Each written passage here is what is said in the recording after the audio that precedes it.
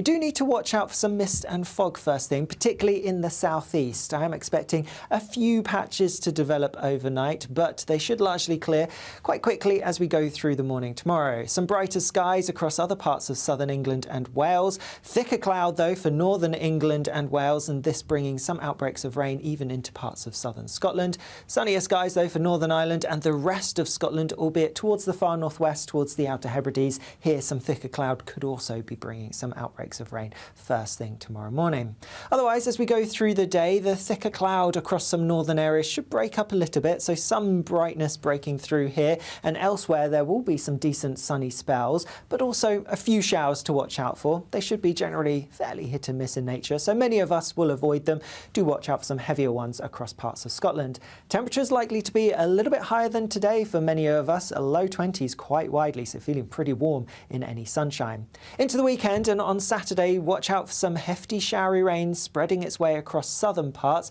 Elsewhere, there could be a few showers to watch out for, but they don't look like they'll be as frequent or as intense. Perhaps fewer showers on Sunday, but still the chance of some, especially towards the south. Then Monday's looking mostly fine. See you later. Looks like things are heating up. Boxed boilers, sponsors of weather on GB News.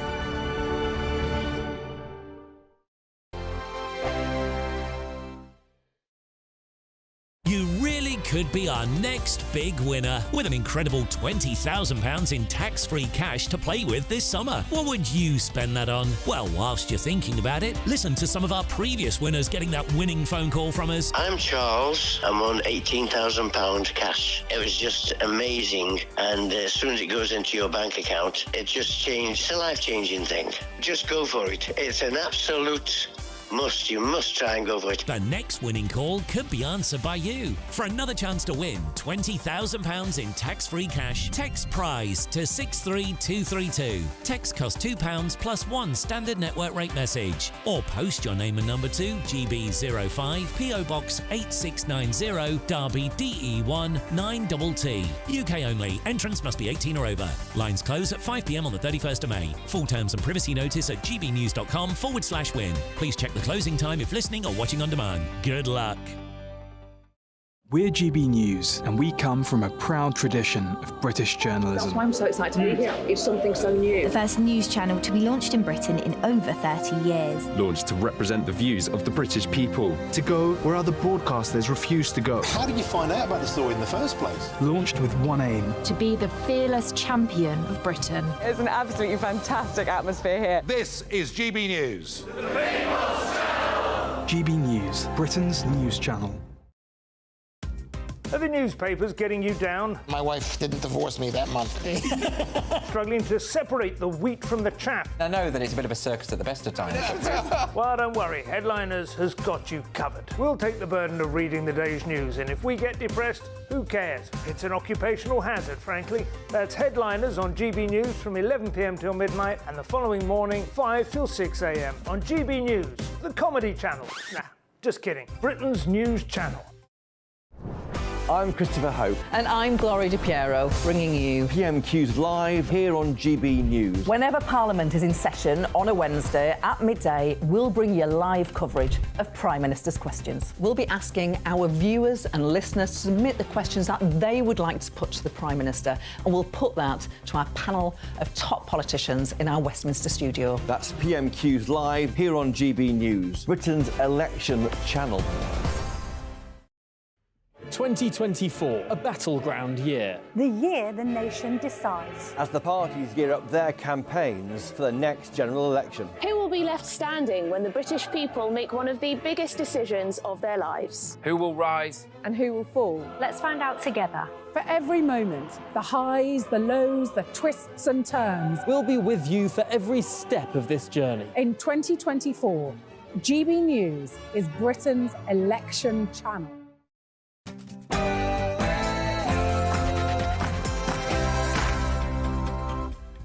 It's 9 p.m. I'm Patrick Christys. Tonight, I'm not here to get into a fight. I'm not here to debate necessarily. I'm coming with a sincere intention to engage. Suella Braverman confronts the student protesters. What would be your main question to some of the individuals? I'm really keen to hear what your message is to Israel. Find out what happens when Suella comes face to face with the pro-Palestine rabble and... On the one hand, you're literally, quote, a cold-eyed monster, but nevertheless a cold-eyed monster they're prepared to have a date with again. Is that correct? You hear from Hollywood superstar Kevin Spacey. Why is he still cancelled? Plus... But it's not copycat because we're now, 27 years on from 1997. The challenges we face now are not the same as those faced by Tony Blair. Keir Starmer insists he's not Blair 2.0 as his 6 pledges get ripped to shreds. On my panel tonight, it's Telegraph columnist Alison Pearson, Lord Sean Bailey and ex-Labour advisor Matthew Larzer. And what does this German politician do next? Yeah, all right. Get ready, Britain, here we go.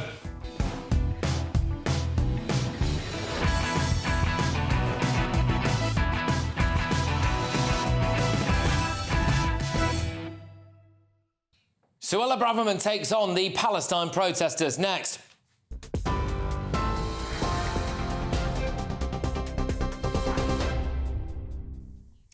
Patrick, thank you. And as you've just been hearing, Cambridge University has announced it'll host this week's graduations elsewhere as a pro-Palestine protest camp remains outside the venue. It's hosted ceremonies since the 18th century. Protesters pitched tents on a lawn outside Senate House yesterday, with graduation ceremonies due to take place there tomorrow and on Saturday. But the university says it's taken the difficult decision to hold the events at an undisclosed alternative location. GB News were there earlier, Patrick and the team, as former Home Secretary Suella Braverman visited the Cambridge for Palestine's encampments today on King's Parade as she attempted to talk to activists about the protests. Sir Keir Starmer has told GB News there'll be no tax cuts under a Labour government until the economy is back on the path to growth. The Labour leader says that while he wants to keep the tax burden as low as possible, he also wants to ensure that living standards improve. He said British people deserve to know that future generations will enjoy better opportunities, but he says that can only be achieved with tangible steps. Wherever we have said we will raise taxes, we've set out what we'll raise and what we'll spend the money on. So what you did hear this morning is that we're going to get rid of the tax break for private schools and use that money for the teachers we need in our state secondary schools. What you did hear is we're going to get rid of the non-dom status properly and use that money towards reducing waiting lists. The tax burden on people is as high as it's ever been under this government. This has been the tax rising government of all time. Thousands of households in Devon have been told to boil their water before drinking it for another week after a parasite was found in a key reservoir. The UK Health Security Agency says 22 people are confirmed to have become sick, and as many as 70 other cases of diarrhoea and vomiting are under investigation. The Tory MP for Totnes and South Devon criticised South West Water for what he said was slow and poor communication. The company has apologised for the outbreak and has offered £100 of compensation to those affected. And Britain has asked China to push for an end to Russia's war in Ukraine as Vladimir Putin visits Beijing. The Russian president was greeted by Xi Jinping with full military honours for their third meeting in just over a year. It comes less than a week after Russia launched a new offensive in northeastern Ukraine.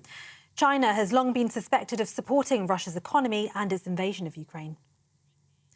For the latest stories, sign up to GB News Alerts by scanning the QR code on your screen, or go to gbnews.com/alerts. Now it's back to Patrick.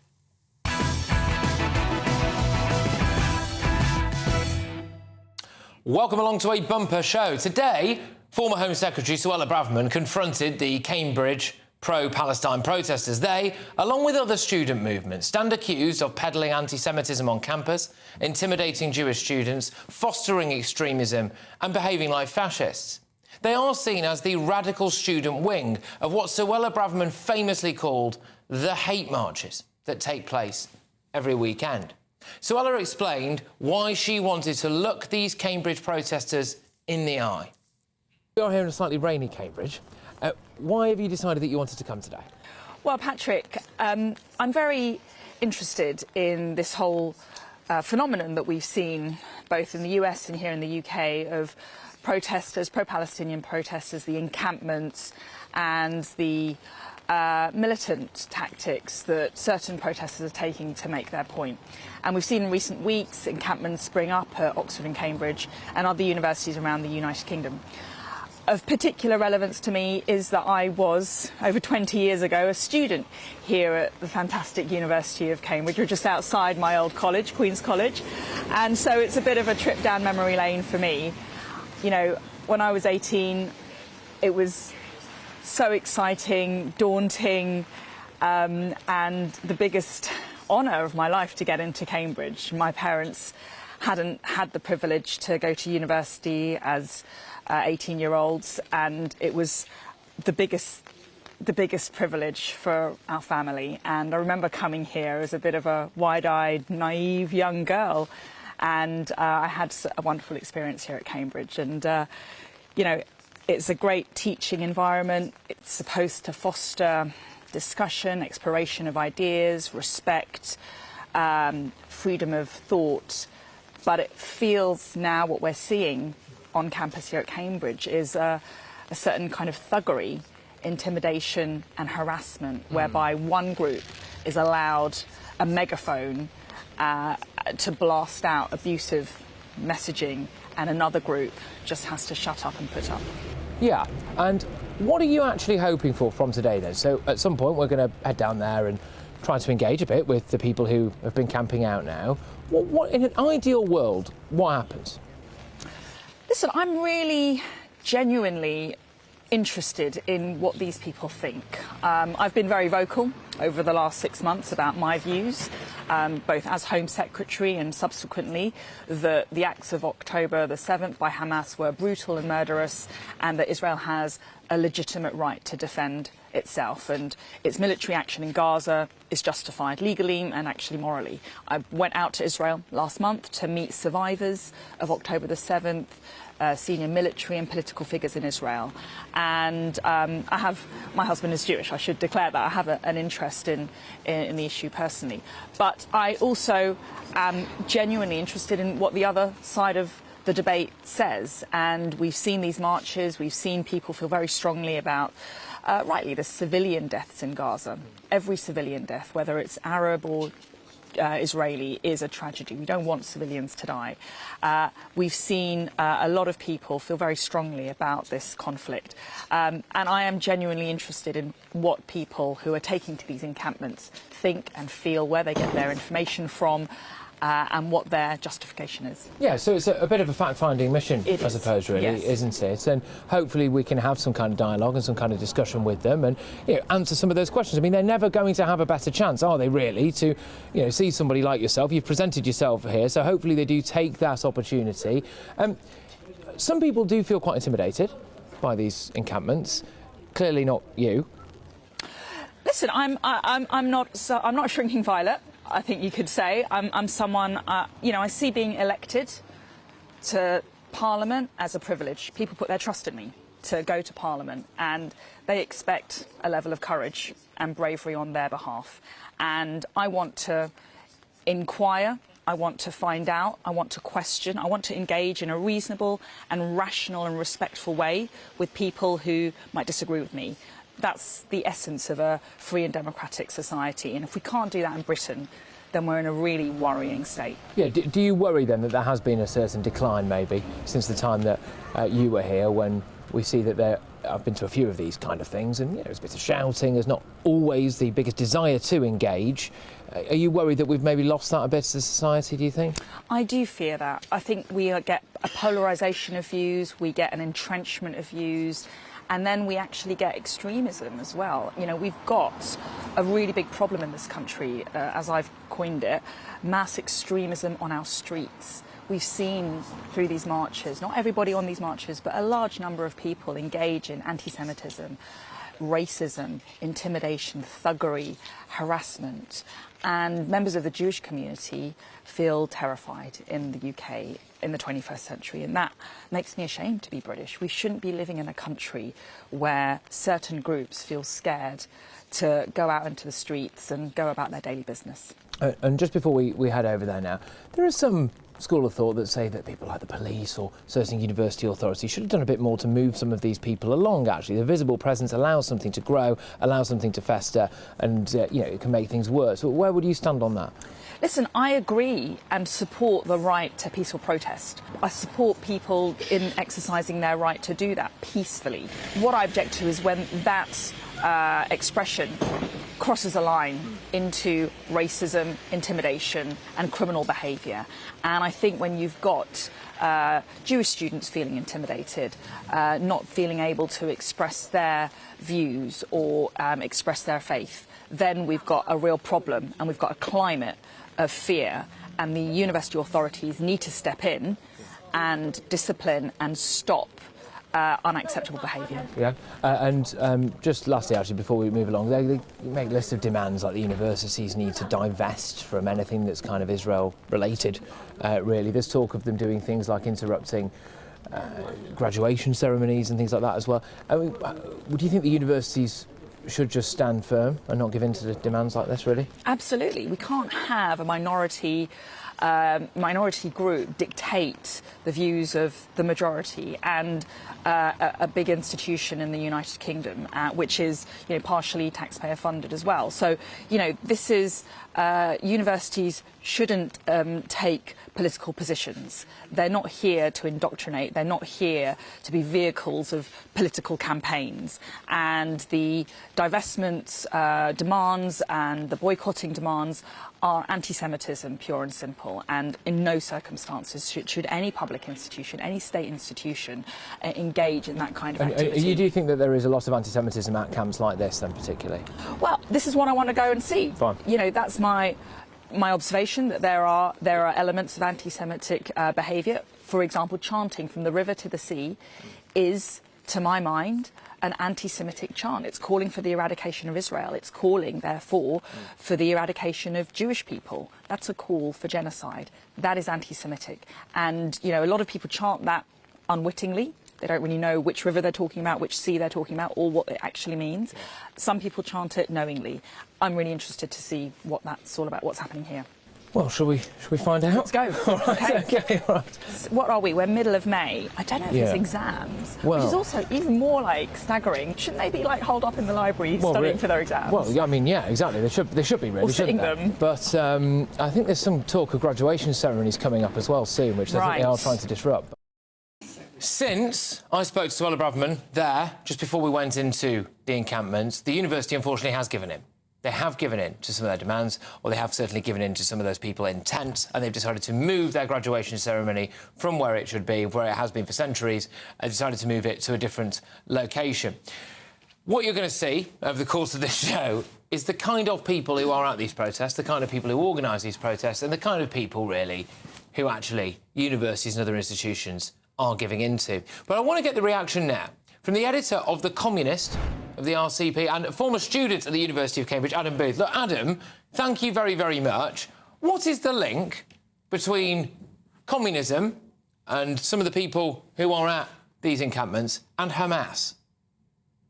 I don't think there's any link between communism and Hamas and the protesters. The protesters that you've got in the student protests across the UK at the moment are there, as was even said in your clip with Suella, are there to protest against divestment, i.e. against university funds, tuition fees, the students' tuition fees, their rents, taxpayers' money going to fund genocide in Gaza via arms companies like BAE, via banks that are investing in Israeli companies. Yeah. That's what the students are protesting about. Can I put something to you, Adam, because we're going to see a lot later, and I've been to quite a few of these now, and I do put it to you that actually a lot of people there are students, are they? And I think you know that.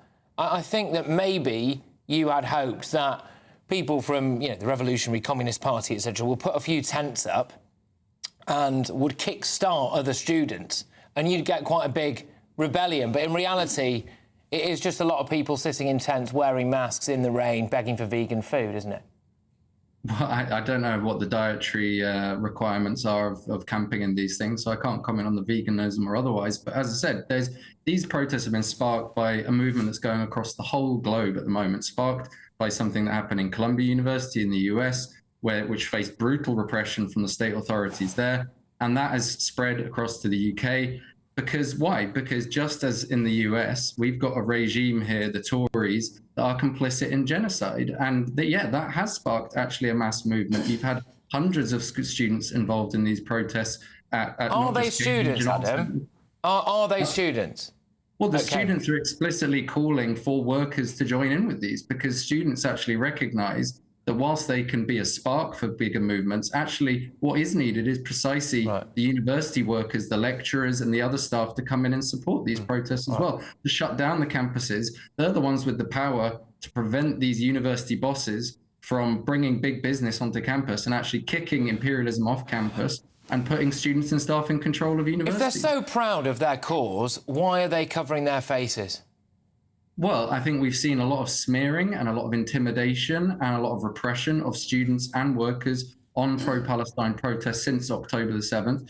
Many of my own comrades in the Revolutionary Communist Party have had their faces splashed all over Twitter by the Met Police. They've been harangued, threatened that they're going to be pulled out of their beds at night by the Met Police just for attending peaceful protests in support of Palestine. So I don't blame students for having a bit of fear that people like Suella Braverman, who used to be Home Secretary, and the current Home Secretary are going to use similarly brutal, repressive measures to try and intimidate students and other protesters in support of Palestine. OK, and presumably, you know, these people who feel so strongly about their cause, who have such passion and have the history on their side, and what they are doing, their actions will echo throughout eternity, OK? Those people, when presented with somebody like Suella Braverman, should engage with that person, should they? Should they give them a piece of their mind? Should they have the mental fortitude to debate and outwit that person from behind the mask?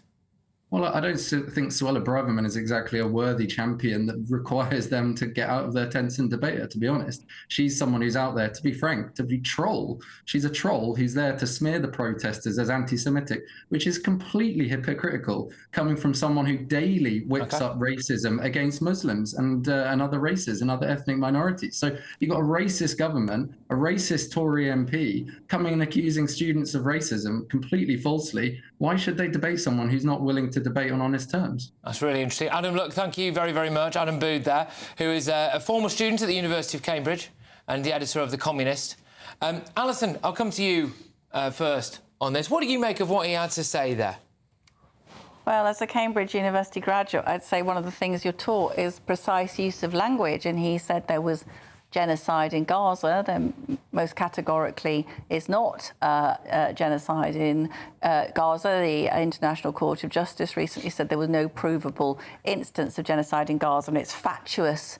Obviously, there are terrible, tragic civilian deaths, but the Israeli Defense Forces are doing their absolute best to minimise civilian casualties, and there is no comparison to be made with actual genocide, which was the Holocaust of the Jews during the Second World War, which killed 6 million Jewish men, women and children. I just think that they are, having been to Cambridge, you meet a lot of intelligent people, Patrick, and you realise lots of intelligent people are very, very stupid. And the thing that strikes me about this event, first of all, as you said, I'm really shocked that the Senate House, which is next to that encampment, that's where we all go to graduate, and that's where lots of the exams are held. So Jewish students walking back and forth there, they're going to feel deeply uncomfortable. The idea that the university authorities have buckled and cancelled the degree ceremony there is absolutely astonishing, but there is a lot of weakness and cowardice in the university bodies. Well, we're going to be seeing exactly what happened a little bit later on when Suella Braverman and I spent quite a long time with some of those protesters. Sean, the other accusation there was that Suella Braverman is a racist, he said, and also those people, there was no need for them to get out of their tents and talk to someone like her. I mean, there's three things to say. Firstly, I am really worried about this generation and how they approach the art of politics. One of the things you very quickly learn in politics is you have to be able to speak to the other side. And if you believe in your belief, you have that debate to convert other people's beliefs. If you don't engage, that's the beginning of fascism. Fascism brooks no dissent. It has no conversation. It puts its law out there, and that's the end of that. And I worry that students are holding on to that with safe spaces and an inability to engage.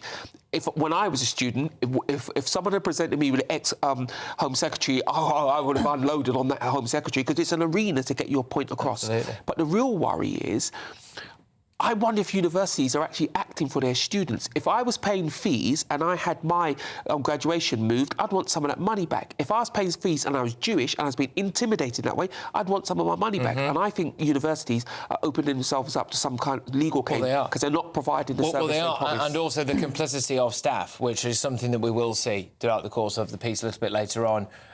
As well. Matthew, I'll throw it over to you. Like I said, I think that this is actually a desire to try to agitate, and that they thought they'd put a load of tents up and that a load of hundreds, thousands of students would come pouring out of this university and they would kickstart something. And that hasn't happened, and you now have a load of people who can't move, who are just sitting in the rain. Yeah, I mean, I'm fascinated to see what happens when you and Suella went and tried to speak to them. I mean, you know, what I thought was extraordinary in that interview is I'm a democratic socialist. I'm certainly not a revolutionary socialist. And the difference with the word in that is the word democratic, because Adam was saying there that Suella Braverman has no legitimacy. I disagree wholeheartedly with Suella on a whole range of matters, but she is an elected representative. She's a member of Parliament. Those people, you know, the Revolutionary Communist Party, who's probably got a membership of about 250, is a self-appointed spokespeople, and that is the difference. It should be for people who are elected to debate with one another, to have different views. And the University of Cambridge's stuff, yes to peaceful protest, no to giving in case something happens, which is ludicrous. Yeah, and so, look, hey, what did happen when Suella Braverman met some of these protesters head-on?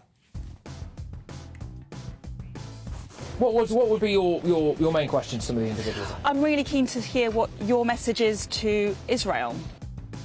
We're going to show you the full walkabout and the protester reactions. And off the back, Suella will join us all live in the studio. She's going to dissect it all. She's also actually going to debate someone who's one of the big organisers of not just that protest, but student protests around the country. But up next, a bombshell Telegraph report reveals that the NHS bosses are destroying the careers of whistleblowers who stand up for patient safety, spending millions of pounds on the legal action in the process. I will speak to one of those brave whistleblowers, an ex-consultant surgeon, and that's next. Stay tuned.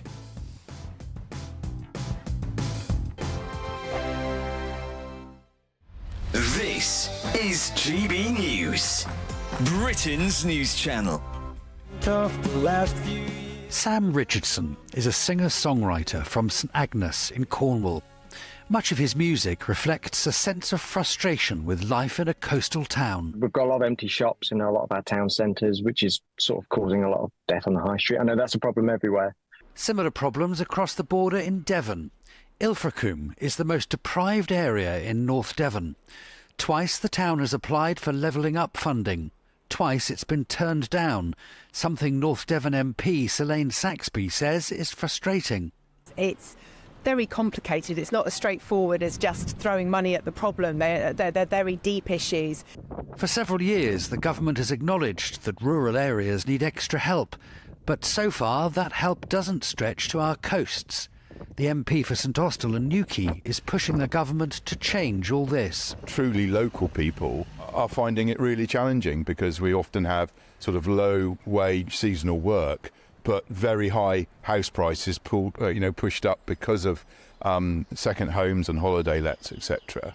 And also, I think the disparity review that Theresa May carried out when she was Prime Minister highlighted that working-class white boys in coastal communities are some of the most disadvantaged people in the country. Struggling to get on the housing ladder, struggling to find work, struggling to be heard. It's interesting that a member of the party that's in the government recognises that, which is great, because it is a really important thing. But that government, for the last 10 years, has also cut £500 million in youth services around the country.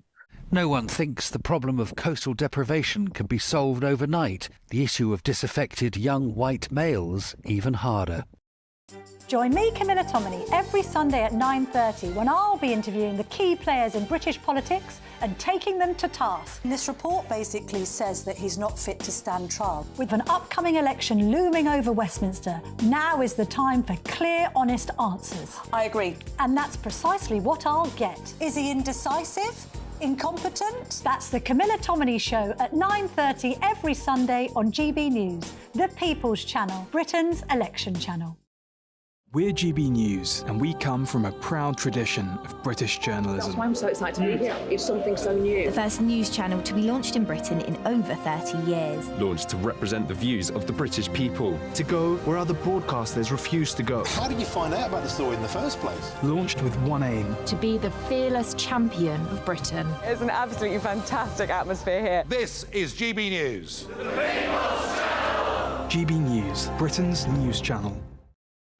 2024, a battleground year. The year the nation decides. As the parties gear up their campaigns for the next general election. Who will be left standing when the British people make one of the biggest decisions of their lives? Who will rise? And who will fall? Let's find out together. For every moment, the highs, the lows, the twists and turns. We'll be with you for every step of this journey. In 2024, GB News is Britain's election channel.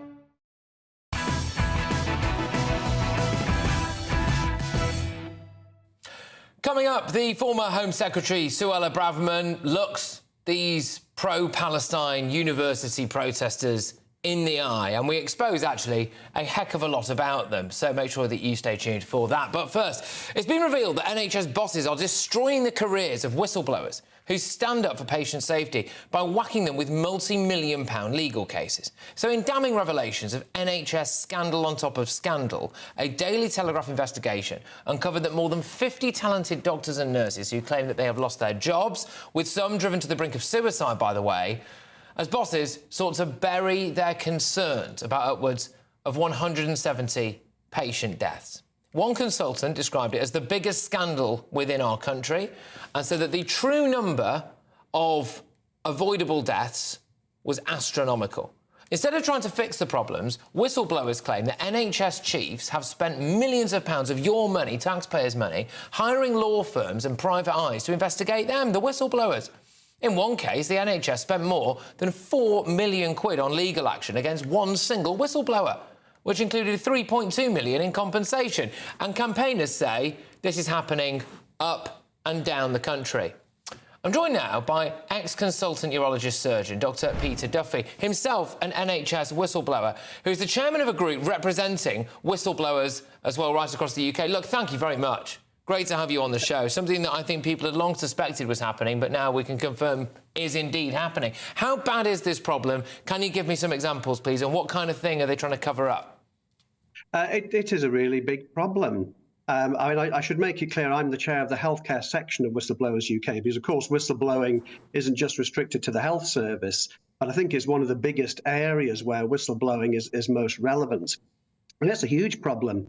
I think one of the figures that came out of the Telegraph article this morning was that one law firm, just that one law firm, had, I think, 1,600 NHS whistleblowing staff on its books who'd suffered some sort of detriment or dismissal for their whistleblowing.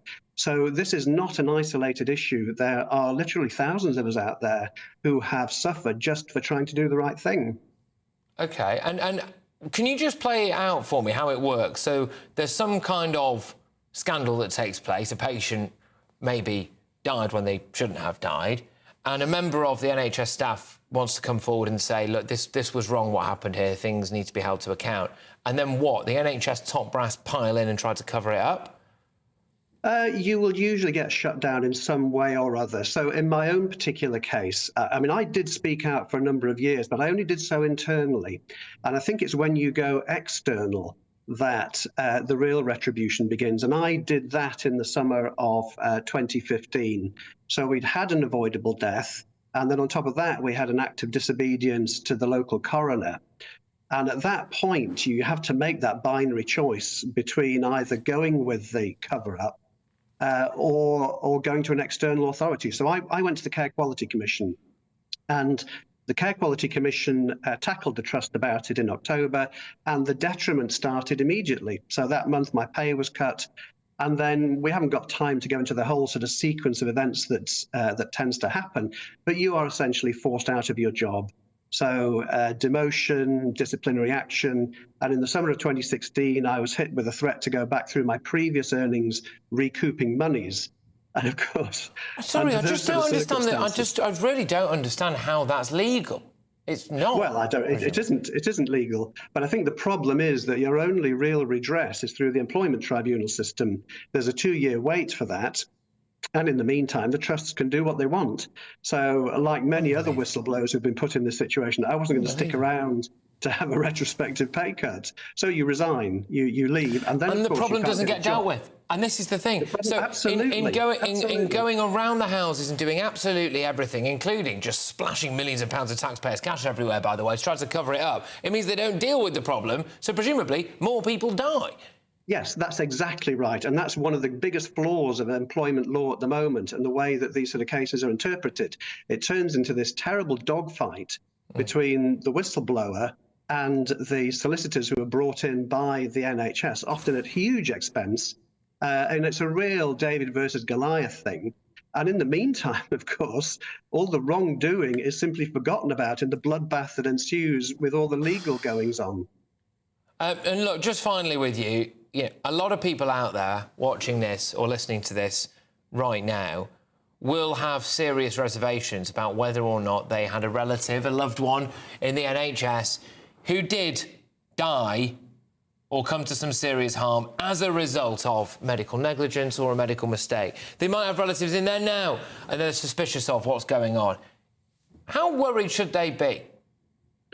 I think the vast majority of NHS staff do a really good job, often under really very difficult circumstances. So I'm certainly not here to criticise in a sort of blanket fashion the whole of the NHS. But there is no doubt the NHS can do better, much better. The figure of 11,000 avoidable deaths is one of the more conservative ones that I've seen.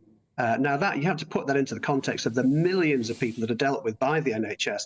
But even so, that's 11,000 too many, and we're not going to make inroads into that until we do something about the background treatment of whistleblowers in the NHS. Well, I'm very, very sorry that you had to be a whistleblower to begin with. I'm very sorry that the treatment then of you was so appalling afterwards. And I would like to thank you for being brave and for sticking your head above the parapet and hopefully trying to get some change sorted, because I've got no doubt whatsoever that your main motivation for doing that is to make sure that more people stay alive. So thank you very, very much. That is ex-consultant urologist surgeon there, Dr. Peter Duffy, who is an NHS whistleblower. Right, look, Aaron Cummings of the University Hospital of Morecambe Bay NHS Foundation Trust is the chief executive. He said this: there are a number of ways for staff to raise concerns, including via the Freedom to Speak Up Guardian scheme. He added, there is still a lot more work we need to do, but we are all committed to fostering an environment where raising concerns is prioritised and respected as an essential part of our core business model.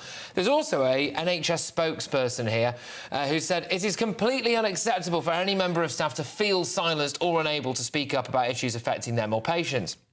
Not only should everyone working in the NHS feel they can raise concerns, but they must know that they will be acted on and that they will be treated fairly. That is vital for ensuring that the NHS learns from mistakes and provides the best possible care for patients. Every NHS trust should be adopting the updated National Freedom to Speak Up policy. And NHS England has recently asked all local areas to urgently ensure staff have easy access to information on how they can raise concerns, including through having a dedicated Freedom to Speak Up Guardian in place. Now, I know that that story will mean a heck of a lot to a lot of our viewers and listeners who regularly get in touch with me and discuss with me poor care, poor treatment and, frankly, malpractice and negligence that they feel in the NHS. Still to come, former Home Secretary Suella Braverman's shock visit to the old Gaza protest camps at Cambridge University. I'm not here to get into a fight. I'm not here to debate necessarily. I'm coming with a sincere intention to engage. How do you think it went? Who do you think came out on top when Suella Braverman looked those student activists in the eye? Soon we will reveal all, with Suella as well live in the studio. But next, Hollywood star Kevin Spacey fights back against his cancellation after being cleared of multiple sexual assault allegations in a London court. On the one hand, you're literally, quote, a cold-eyed monster, but nevertheless a cold-eyed monster they're prepared to have a date with again. Is that correct? The woman behind that scoop is Telegraph columnist Alison Pearson, and she joins me live in this studio to give her view. Make sure you stay tuned for that. Good evening. It's time for your latest GB News weather update brought to you by the Met Office. There will be a few showers around tomorrow, but also some decent warm sunshine. Before that, a largely dry night ahead once the heavy rain that is affecting central parts at the moment clears away towards the west. The low pressure driving the rain is making its way westwards across the UK, and as it clears away, it will take the worst of the heavy rain with it. So for many, it is going to turn largely dry overnight, although across some parts of North Wales, northern England, perhaps into southern Scotland, there'll be some thicker cloud here, and that cloud could bring some outbreaks of rain. Elsewhere, there will be some clear skies, but temperatures not dropping a huge amount, most places holding up in double digits. We do need to watch out for some mist and fog first thing, particularly in the southeast. I am expecting a few patches to develop overnight, but they should largely clear quite quickly as we go through the morning tomorrow. Some brighter skies across other parts of southern England and Wales. Thicker cloud, though, for northern England and Wales, and this bringing some outbreaks of rain even into parts of southern Scotland. Sunnier skies, though, for Northern Ireland and the rest of Scotland, albeit towards the far northwest, towards the Outer Hebrides. Here, some thicker cloud could also be bringing some outbreaks of rain first thing tomorrow morning. Otherwise, as we go through the day, the thicker cloud across some northern areas should break up a little bit, so some brightness breaking through here, and elsewhere there will be some decent sunny spells, but also a few showers to watch out for. They should be generally fairly hit and miss in nature, so many of us will avoid them. Do watch out for some heavier ones across parts of Scotland. Temperatures likely to be a little bit higher than today for many of us, a low 20s quite widely, so feeling pretty warm in any sunshine. Into the weekend, and on Saturday, watch out for some hefty showery rain spreading its way across southern parts.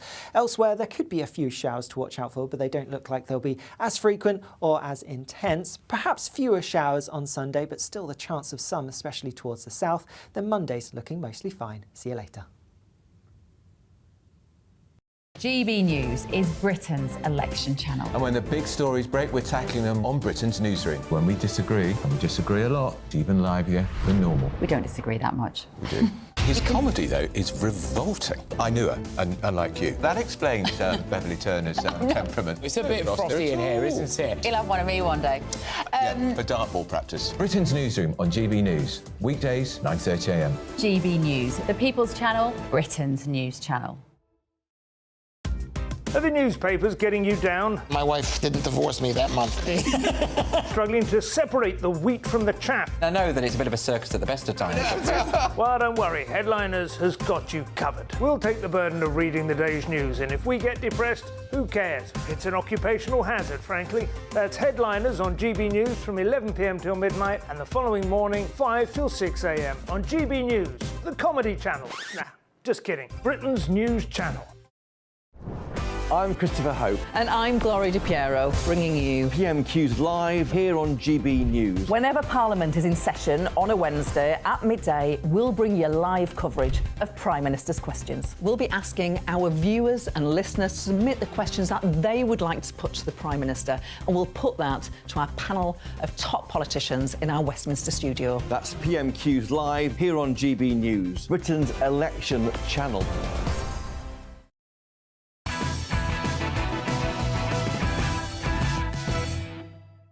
Welcome back to Patrick Christys tonight. Now, Anne Widdecombe is on the way, and Suella Braverman's visit to the Gaza protest camps at Cambridge University, followed by her in the studio, and a walloping debate, actually, between her and some of the people who are responsible for organising these student protests. But first, he's the Hollywood megastar who was put through the ringer whilst facing multiple sexual assault allegations stretching back decades. Kevin Spacey, who won Oscars for The Usual Suspects and American Beauty, was fired from hit Netflix series House of Cards in 2017 when an actor claimed that Spacey molested him when he was just 14 in a New York apartment. But after being cleared of 9 sexual assault charges in a London court last July, Spacey is now out to save his career, and Channel 4's latest investigation against his name has convinced him to fight back. Well, tonight's panellist Alison Pearson conducted a, at times, quite tearful interview, actually, with him for the Daily Telegraph. On the one hand, you're literally, quote, a cold-eyed monster, but nevertheless, a cold-eyed monster they're prepared to have a date with again. Is that correct? Well, there's one case where someone accused me of something in 1998 and said they never spoke to me again and I was a terrible person. And I have emails of this person in 2011 saying how great it was to have seen me when I was in LA last. It's December of 2011, and wondering whether I might put him up for a role in Captain Phillips, a film that I was producing.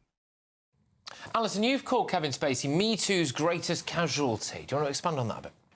Yeah, well, it was in 2017. The big investigation into Harvey Weinstein had gone on. Weinstein had been arrested, obviously had done many terrible things. This young guy, inspired by the Me Too movement, came forward, accused Spacey of having molested him when he was 14.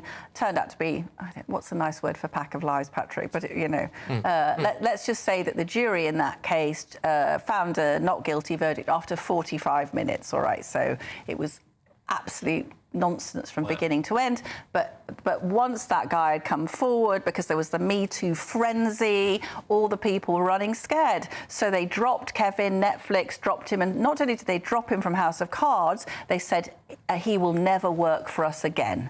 And Kevin Spacey said to me, if a few people had just said, let's take a breath, let's see what this allegation is about, let's find out if there's any truth in it. But no, they just assumed he was guilty from the get-go. And then, of course, everyone else thought, well, if Netflix is dropping him, that means they must have got the dirt on him. So he said, my life was finished in 4 days, all right? So that's what happened to him.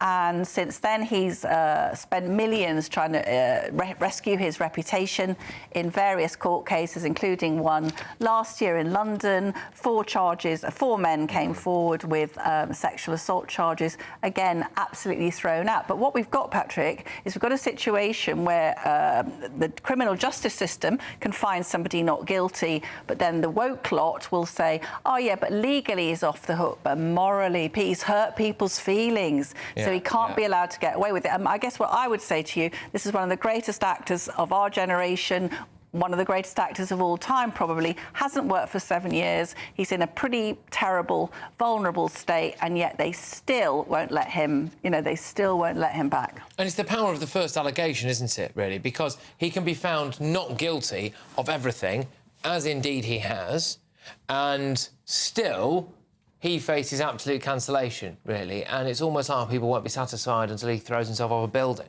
Yeah, what's interesting because obviously I was interviewing him, and he obviously speaks brilliantly, and half the time you think this man's giving me a good interview, and you think, oh, it's Kevin Spacey. I have to say something very funny that happened on Tuesday morning, because I woke up and checked my email, and the first one was from Sharon Stone, and the next one was from Liam Neeson. I thought, this doesn't happen every day in my life. Yeah, so what's happening now is proper A-listers are coming forward. They say enough is enough.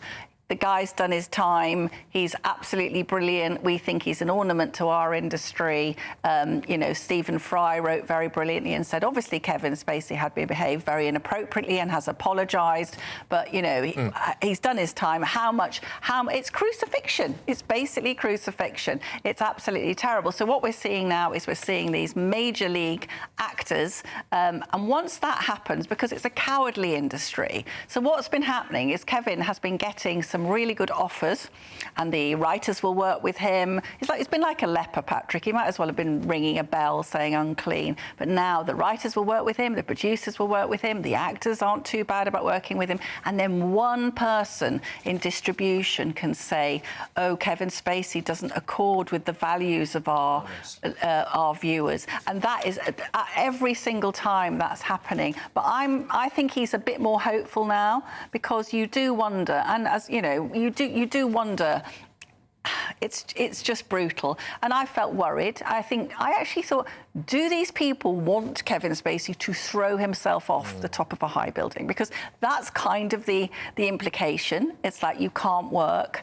But I would have to say, and I'm sure everyone feels this, is cancel culture is contagious, because Spacey became absolute pariah, and people I heard of, I can't name the names, very famous people, actors, who wanted to issue statements in his support, and their management said, no, you can't, it's too risky. So everybody then thinks, I'll be cancelled if I support the cancelled person. So it's a kind of contagion, really. But now what is promising, I think, is these, I mean, Sharon Stone, Liam Neeson, Stephen Fry, Trevor Nunn. These are big figures, and there are more coming. Well, and you're helping with that, and, this is going to have a real-world consequence, I think, and a push back, both against cancel culture, which, can I also just say, when you end up with situations, as it seems to be the case here, where someone's found not guilty of everything, it actually dilutes the very real and serious cases when people have had things go wrong, and we don't want that. Look, Alison, thank you very, very much. And people can watch the full version of that on the Telegraph website. On the Telegraph website, absolutely, And do, as well. It's magnificent. So, Alison will be back in the studio again in a few minutes. But there's still to come. Was Suella Braverman brave or ill-advised to enter into the lion's den and confront the pro-Palestine mob? What would be your main question to some of the individuals? I'm really keen to hear what your message is to Israel. All right, well, I will be showing you what happened at that Gaza protest camp in Cambridge, where we presented them with the person that they arguably hate the most, for their opportunity to look her in the eye and tell her and debate with her and have a constructive conversation with her. But up next, we've got Anne Widdecombe, and Anne Widdecombe is going to be talking about Keir Starmer's Big Six plans. He denies ripping off all of New Labour's ideas. But it's not copycat, because we're now, 27 years on from 1997. The challenges we face now are not the same as those faced by Tony Blair. Is Anne Widdecombe buying it? Stay tuned.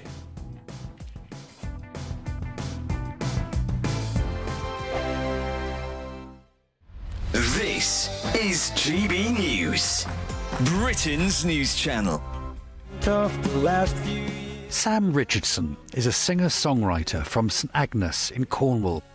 Much of his music reflects a sense of frustration with life in a coastal town. We've got a lot of empty shops in a lot of our town centres, which is sort of causing a lot of death on the high street. I know that's a problem everywhere.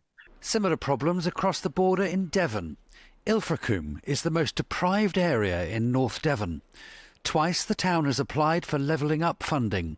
Twice it's been turned down, something North Devon MP Selene Saxby says is frustrating. It's very complicated. It's not as straightforward as just throwing money at the problem. They're very deep issues. For several years, the government has acknowledged that rural areas need extra help, but so far that help doesn't stretch to our coasts. The MP for St Austell and Newquay is pushing the government to change all this. Truly local people are finding it really challenging, because we often have sort of low-wage seasonal work, but very high house prices pushed up because of second homes and holiday lets, etc. And also, I think the disparity review that Theresa May carried out when she was Prime Minister highlighted that working-class white boys in coastal communities are some of the most disadvantaged people in the country. Struggling to get on the housing ladder, struggling to find work, struggling to be heard. It's interesting that a member of the party that's in government recognises that, which is great, because it is a really important thing. But that government, for the last 10 years, has also cut £500 million in youth services around the country. No one thinks the problem of coastal deprivation can be solved overnight. The issue of disaffected young white males even harder. In the GB newsroom, we bring you the news as it happens. With our team of dedicated journalists across the UK, GB News brings you accurate reporting of the day's topical agenda. When the news breaks, wherever and whenever it's happening, we'll be there. This is GB News, the People's Channel, Britain's news channel. I'm Stephen Dixon, and thanks for joining us on GB News, Britain's news channel. We're GB News, and we come from a proud tradition of British journalism. That's why I'm so excited to be here. It's something so new. The first news channel to be launched in Britain in over 30 years. Launched to represent the views of the British people. To go where other broadcasters refuse to go. How did you find out about the story in the first place? Launched with one aim. To be the fearless champion of Britain. It's an absolutely fantastic atmosphere here. This is GB News. The People's Channel. GB News, Britain's news channel.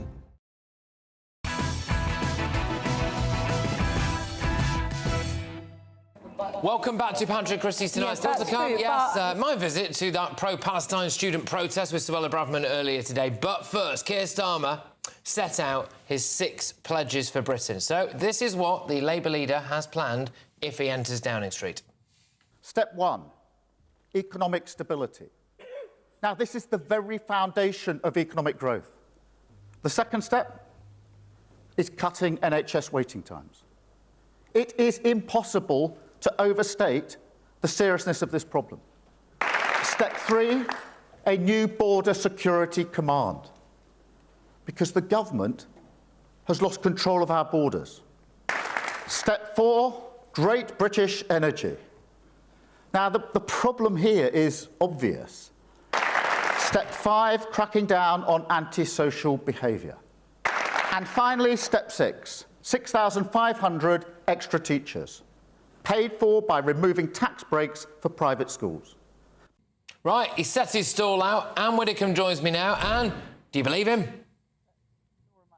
Well, it reminds me of the Ed Stone, if you can cast your mind back to Ed Miliband, when he actually carved in stone his half a dozen promises.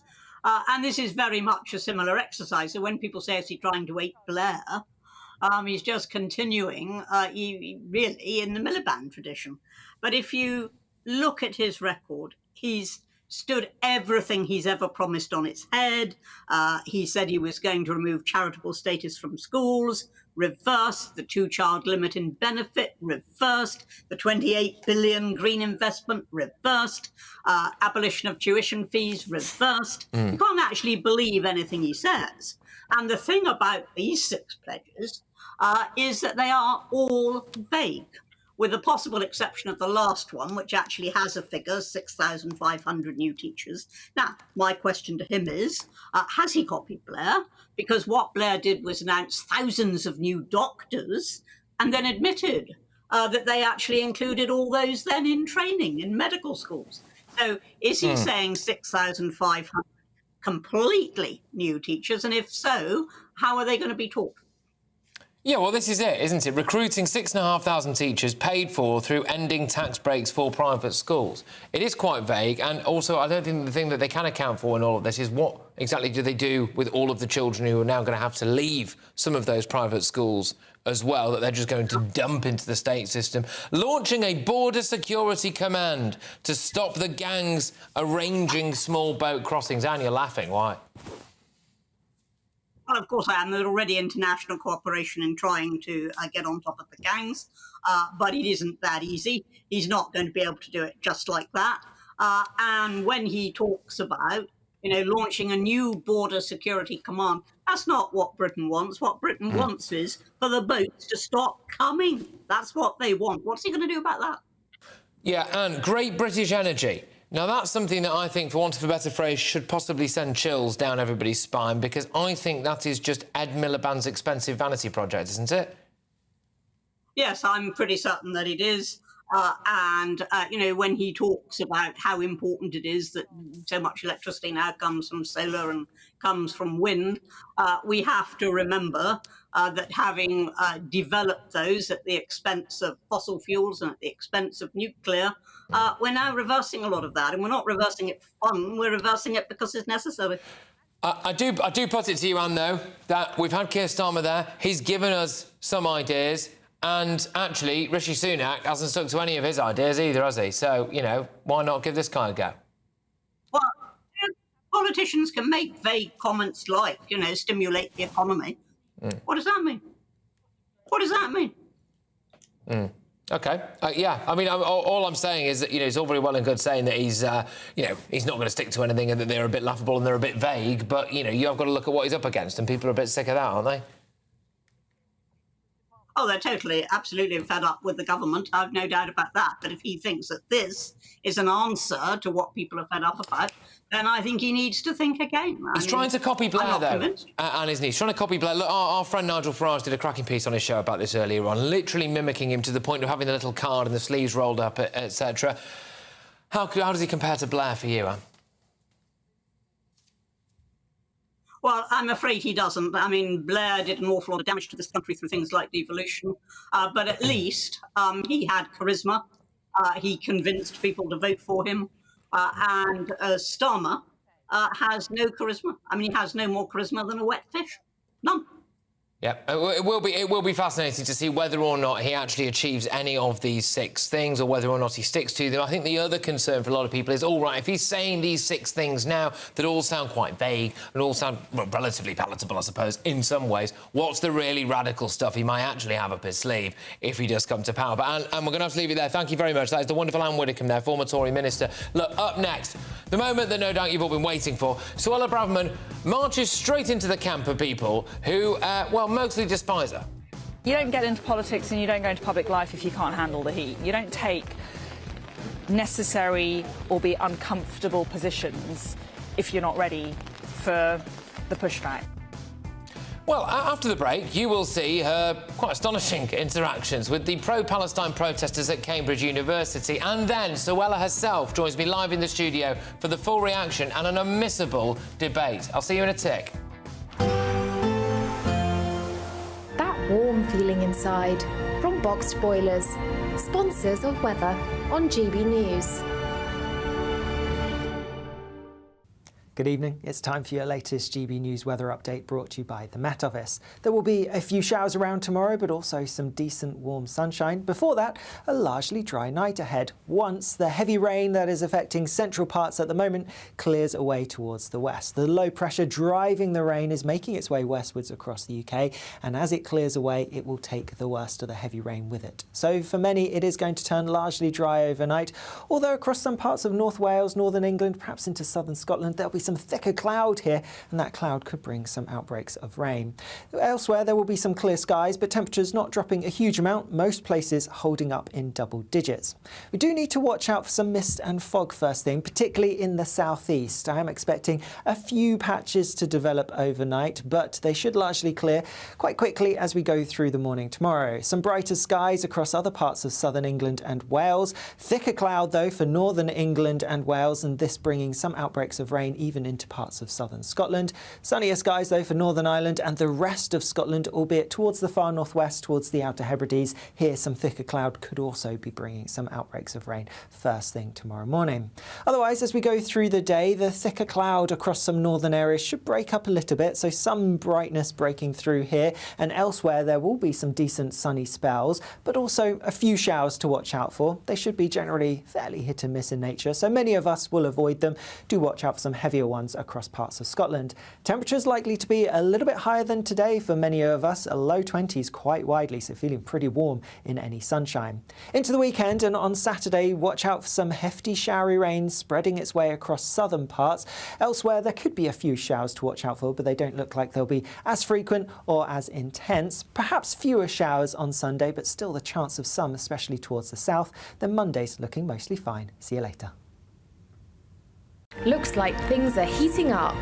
Boxed Boilers, sponsors of weather on GB News.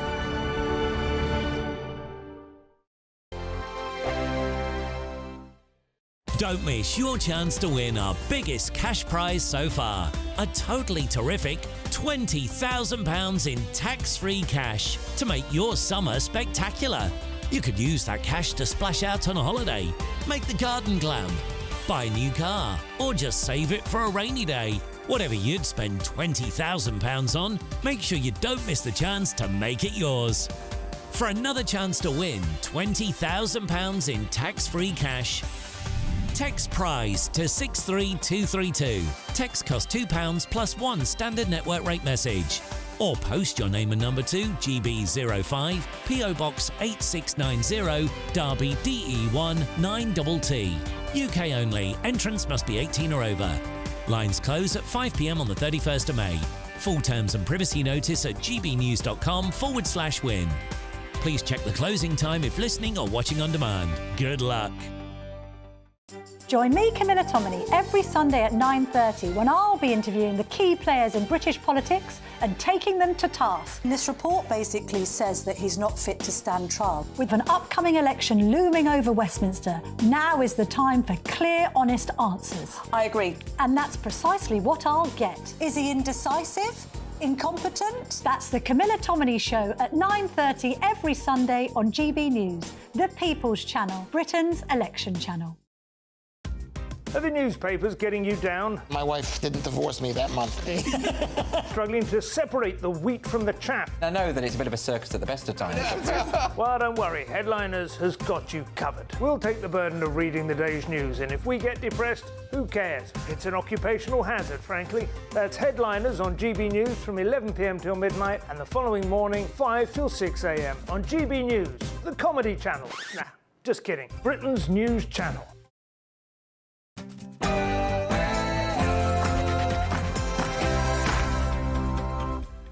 It's 10 p.m. I'm Patrick Christys. Tonight, you don't get into politics and you don't go into public life if you can't handle the heat. You don't take necessary or be uncomfortable positions if you're not ready for the pushback.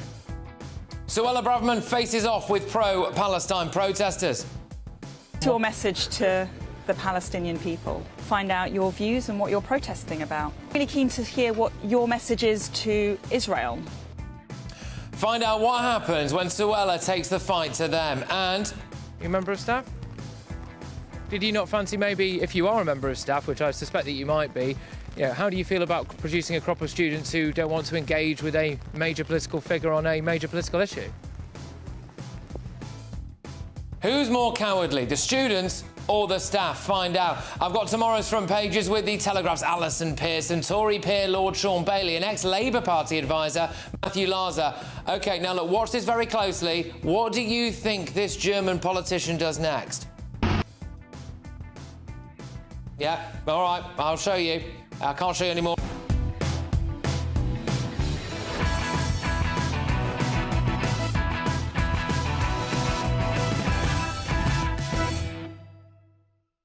Suella Braverman confronts the Gaza students. Who wins? It's next.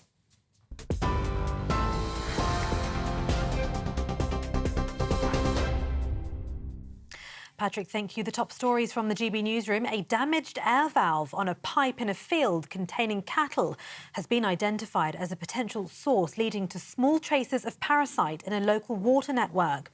Thousands of households in Devon have been told to boil their water before drinking it for another week after a parasite was found in a key reservoir. The UK Health Security Agency says 22 people are confirmed to have become sick, with 70 other cases of diarrhoea and vomiting under investigation. South West Water's chief customer officer says it's possible that cattle manure caused the contamination. The company has apologised and is offering £100 of compensation to those affected. Sir Keir Starmer has told GB News there'll be no tax cuts under a Labour government until the economy is back on the path to growth. The Labour leader says that while he wants to keep the tax burden as low as possible, he also wants to ensure that living standards improve. He said British people deserve to know that future generations will enjoy better opportunities, but he says that can only be achieved with tangible steps. Wherever we have said we will raise taxes, we've set out what we'll raise and what we'll spend the money on. So what you did hear this morning is that we're going to get rid of the tax break for private schools and use that money for the teachers we need in our state secondary schools.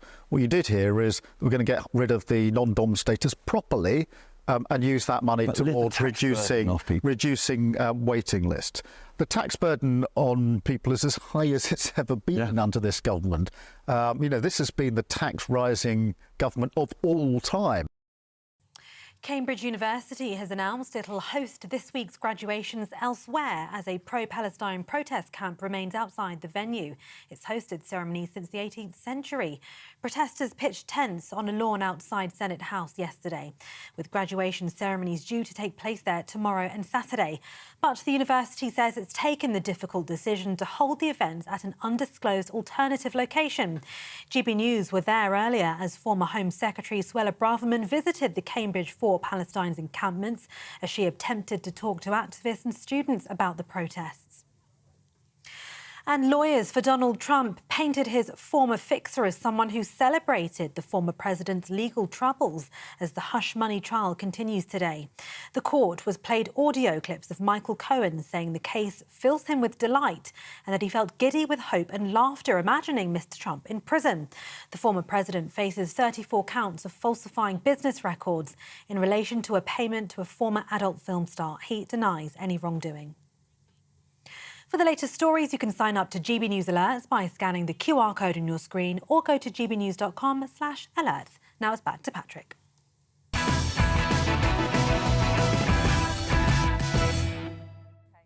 Student pro-Palestine protests are taking place right across the country, most notably at Cambridge University, seen as the pinnacle of academia in Britain and possibly the world. This lot are the best of the best, the brightest of the bright. These students have laid out an audacious list of demands. They say they're not afraid to take radical action. They see themselves as freedom fighters for the people of Palestine who will stop at nothing to prevent a genocide, carving their names into the oak tree of history, spurred on by the revolutionary Communist Party. They hate the Tories. They hate former Home Secretary Suella Braverman, the woman who called out hate marches, the woman who demanded the police take hard action against them, the woman they all make TikTok videos about, calling her evil, disgusting and vile. So we decided to present this lot of courageous, intellectually profound, hardened activists with the lady herself, former Home Secretary Suella Braverman. This was their moment. The moment they could tell their grandchildren about, their opportunity to stick it to and debate their public enemy number one. Student activists all around the country are looking at the students of Cambridge right now, holding their breath and saying, come on, make this opportunity count. Viva la révolution! I'm here genuinely to learn and to hear their points of view, give them an opportunity to send their message out. I'm not here to get into a fight. I'm not here to debate necessarily. I'm coming with a sincere intention to engage. I am quite interested as well as how they're managing their revision, their exams, and protesting against Israel at the same time. That is multitasking. What we'll be able to see from our other cameraman is that there's an encampment here and there's another encampment a little bit further down as well. So, what's your initial impression of what we're seeing here in front of us, this encampment? Well, I mean, this is the beautiful college of King's College. It has a very prominent place in the city of Cambridge, and it's on one of the main thoroughfares of the city, King's Parade, which is often, rain or shine, quite bustling. There's a lovely set of shops. I've got to say it is unsightly. It doesn't do justice to the beautiful architecture of this college. And I am quite surprised that it's allowed to take place on college grounds, because traditionally you can't walk on the grass, let alone put a tent up on the grass. I don't know if those rules have changed since I was here, but it is quite surprising that the college authorities have allowed this kind of occupation to take place. Yeah, indeed. I mean, it's quite a thorough job here, isn't it? They've got signs up saying divest now, and there's lots of Palestinian flags, as you would expect. There are some individuals here. It might be worth just seeing whether or not they want to have a quick chat. Should I see if they fancy having a chat with you? Yeah? Sure. All right. OK. Hello, guys.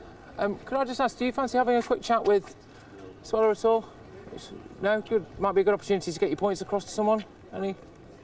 No? Okay, let's keep walking. Do you want to ask them anything directly? Well, very interested to find out their views, very keen to hear what their thoughts are on this issue, and keen to hear their message. What are you here protesting about?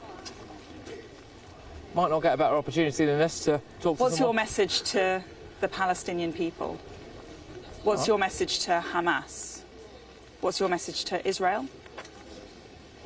No? OK, well, look, we can just keep walking, can't we? So we've got a couple of signs here. Let's have a look. So Cambridge Jews for Justice in Palestine is one of the signs there. What do you make of signs like that? Because there are signs like that out of a lot of these protests, you know? Well, listen, I mean, it's a really emotive issue, and I appreciate there are strong views on, where people support the cause of the Palestinian people, and they believe that Palestinian people deserve a homeland and they deserve security. And I believe that, actually. I believe the Palestinian people deserve a homeland. I also believe the Israeli people have a right to their homeland and a right to live in peace and security. Right now, my view is that there's a very brutal conflict because Israel is defending itself against a death cult called Hamas, which runs Palestine and which is intent on eradicating Jews in Israel from the face of the... Got a few people here. Now, quite often you'll see that they don't seem particularly intent on showing their faces. I don't know if you might be able to engage with people. Hello. Just wondering if you'd like to have any kind of discussion at all with Suella today? Hi, I'm Suella. I'm keen to find out your views and what you're protesting about. Nothing at all? No? Interested in why you're covering your faces. Is it a COVID or a health measure? No comment. No. Can I just ask, are you students at the university or just from around the area? Nothing? No? Fine. OK, interesting. Yeah. And what were you expecting? You know, did you think that maybe people might engage a little bit with you? They feel very strongly about it. These are supposed to be some of the brightest and the best students in the land, and taught in the art of articulating their views and expressing arguments in a coherent way. And I'm interested in hearing their arguments. Yeah? Anyone? Engaging and listening. What would be your main question to some of the individuals? I'm really keen to hear what your message is to Israel. No. Nothing. Interested to hear your message to Hamas. No comment. Okay. Do you think the hostages should be released now? What really No. Is there? Hey, we keep walking. Not very. Don't know if you would like to have a quick chat with us, sir, at all today? Hi there. Go on. Very nice. I'm Suella. Can I ask you what your message is to Israel? Yep. Right. Can I ask you what your message is to Hamas? Silence. Guys, anyone willing to just explain a couple of bits and bobs? What you guys are doing here, why it's so important to you, what the demands are, or anything? No? Vegan and nut fruit needed. Vegan and nut-free food. Oh, that's what it says. Is needed. Right, well, there we go. Morning, everybody. Hi, I'm Suella Braverman, MP. Here to inquire about what you're protesting about and give you an opportunity to send your message onto national television. No? OK, all right. Well, it's fascinating, really, because I thought that maybe they would give some form of response or reaction. But yeah, I thought they'd have a line. Feel so strongly about it. Well, to go to all of this trouble to camp out, spend their time in the rain and the pretty miserable English weather, and to maintain a vow of silence is intriguing. Listen, university should be a safe place. It should be a place for discussion and free debate. What I'm concerned about is, protesters shutting down other points of view. We can see here, people don't want to engage. Yeah. They don't want to discuss. Hey, guys, can I just ask at all if you'd like to just ask a couple of basic questions? It's a really good opportunity to talk to a former Home Secretary. It looks like a gimmick. It looks like a stunt. Yeah. Is it actually sincere? I mean, you heard me asking to a couple of them there, look, are you actually students? And I am quite sceptical. Wow. I am quite sceptical as to whether or not they are. Just wondering if you might want to explain to us a little bit why this cause means so much to you and what's going on for you. Yeah.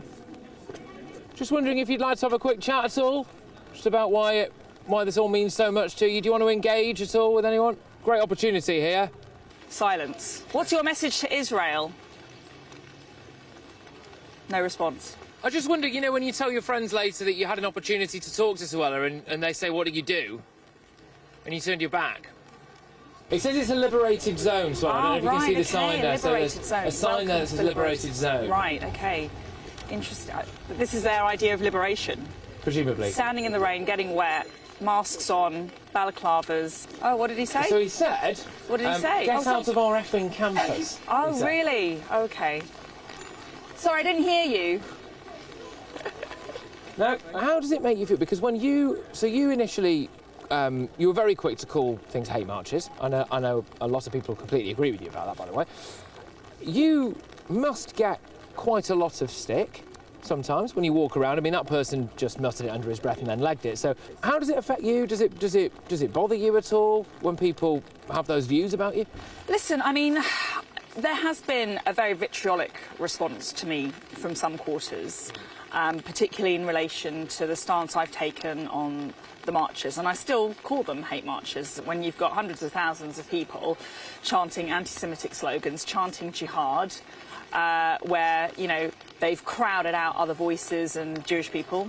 I think that's hatred. It's not every single person, but there is a very strong element of hatred, and the police have arrested hundreds of people. You don't get into politics and you don't go into public life if you can't handle the heat. You don't take necessary, albeit uncomfortable positions if you're not ready for the pushback. And I'm here to tell the truth. I tried as Home Secretary to do that. I will constantly endeavour to do that as a politician. I'm put here in Parliament. It's a privilege, and I owe people the truth, however uncomfortable that may be for others. And it might not be popular with everybody. It might, in fact, upset or offend some people. But if it's the truth, I'm not going to resile from it. There is a question that I'd actually always wanted to ask you, because I wondered if you did feel a little bit let down by the police in the early days of these protests, when they were, especially around London, because I know a lot of GB News viewers and listeners were saying, look, come on, we've got to just stop this, we've got to nip this in the bud, and it felt like you were banging your head against a brick wall there. Was that what it was? Were you a bit disappointed? That's a good way of putting it, Patrick. I mean, over the month of October, going into November, I was pulling my hair out, really, with these marches. They were getting bigger and more aggressive, and the marches were getting more emboldened, and the police were standing by and letting it happen.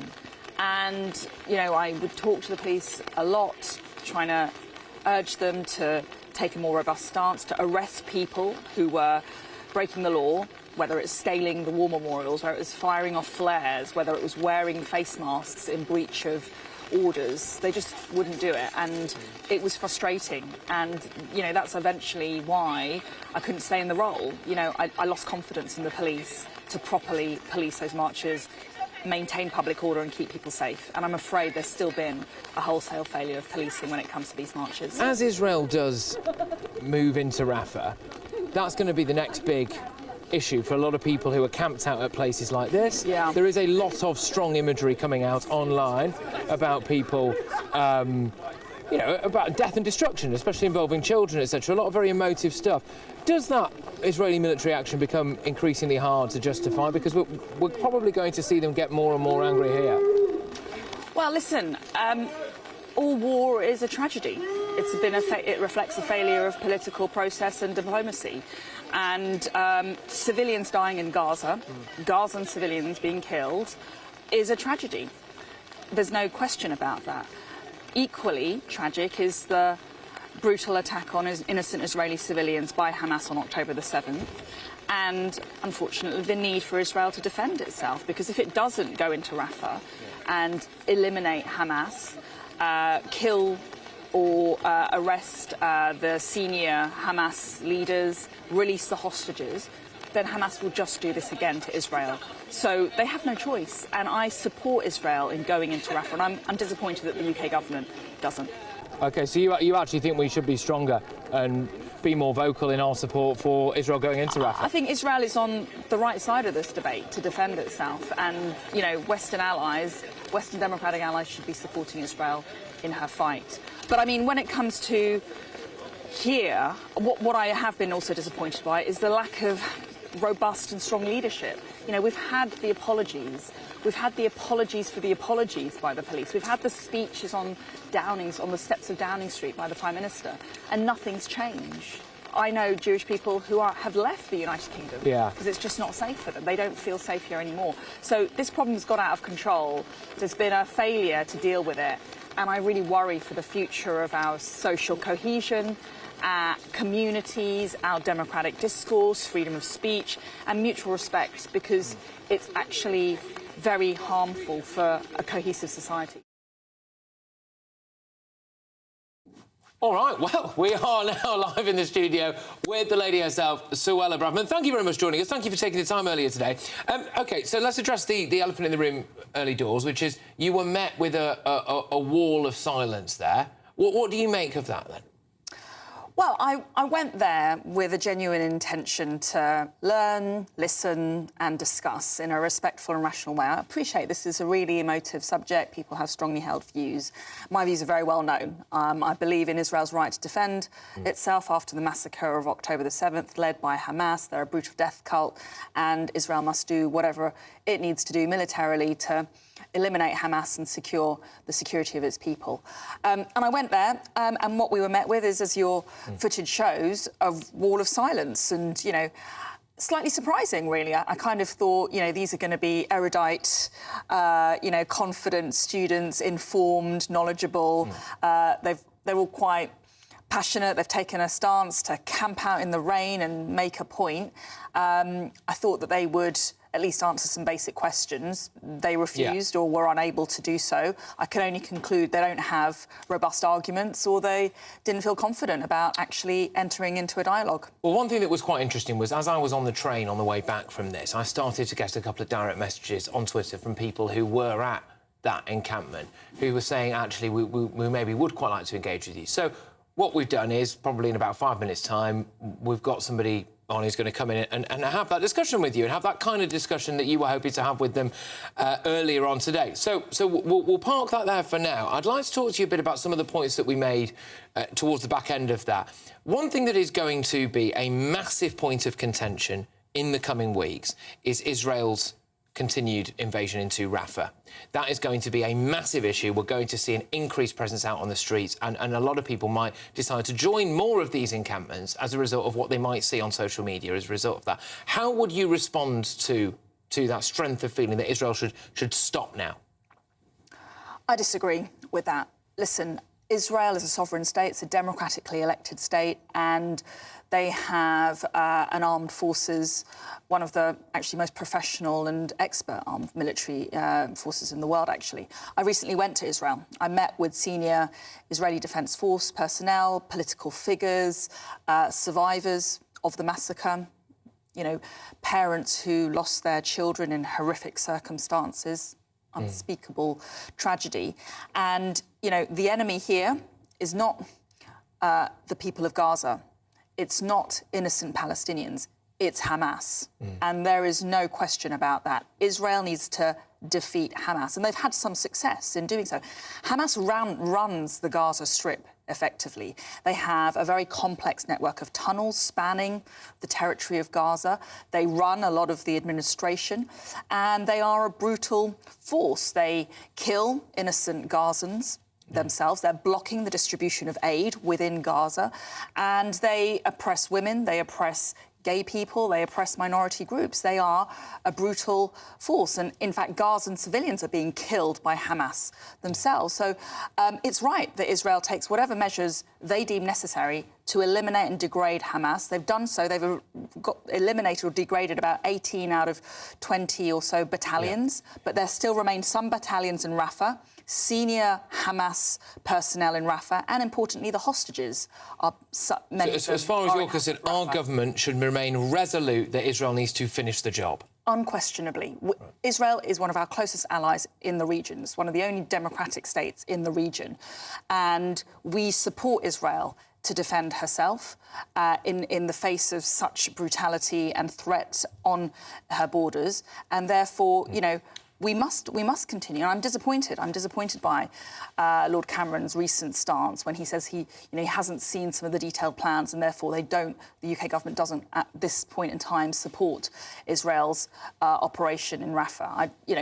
The reality is, with or without UK support, Israel is going to go into Rafah and do what they need to do. Let's remember, this is against Hamas. This is not about killing innocent Gazans. This is not about killing innocent Palestinians. War is a tragedy. This is a tragedy on all fronts. Unfortunately, innocent civilians are killed in war unintentionally. And that is, really sad when we see children in Gaza being killed, when we see civilians being killed. That is, unfortunately, a tragedy of war. some people have described, I probably have myself at times, to be honest with you, described some of those individuals that we see outside those university campuses as Hamas's useful idiots. And how concerned, though, should ordinary members of the public be about sympathy for Hamas amongst, well, especially young people, but certain communities as well in this country, perhaps pockets of the Muslim community in this country? How concerned should people be? You're in the Home Office, you've seen behind the curtain. How big a problem is that sympathy there for Hamas, do you think, in Britain? I think it's a considerable problem. We've seen the marches take place now on a regular basis in London and all around the country. Hundreds of thousands of people on a regular basis are taking to the streets to celebrate the events of October the 7th. Even before Israel took defensive measures, the marches started back in October. This was not about Israel's defensive measures. This is to celebrate what happened on October the 7th. We've had hundreds of arrests of people glorifying and celebrating Hamas and terrorism. Totally abhorrent in our country. And I'm afraid this is corrosive to our sense of common unity and identity in Britain. It's breaking up our society, and we really need to have a firmer line taken by the authorities. So here in the university context, the failure lies with the leadership. The failure lies with the university authorities, the college authorities, for failing to stop anti-Semitism on campus, stop intimidation and harassment on campus, and to actually take a firm line. For example, a few months ago, we saw a student rip apart one of the portraits of Balfour in Trinity College. What's happened there? It's gone quiet, hasn't it? What happened there? Now, that, to my mind, as an observer, that looked like a clear-cut case of criminal damage. Well, we're looking at it now on the screens if you're watching us on television. I mean, it is. They slashed it with a knife and nothing's happened, as far as we're aware. As far as I'm aware, nothing has happened, neither by the college authorities or the police. That is, that is sending a message that is tolerated or, even worse, encouraged and supported. Now, that is totally unacceptable by the college authorities.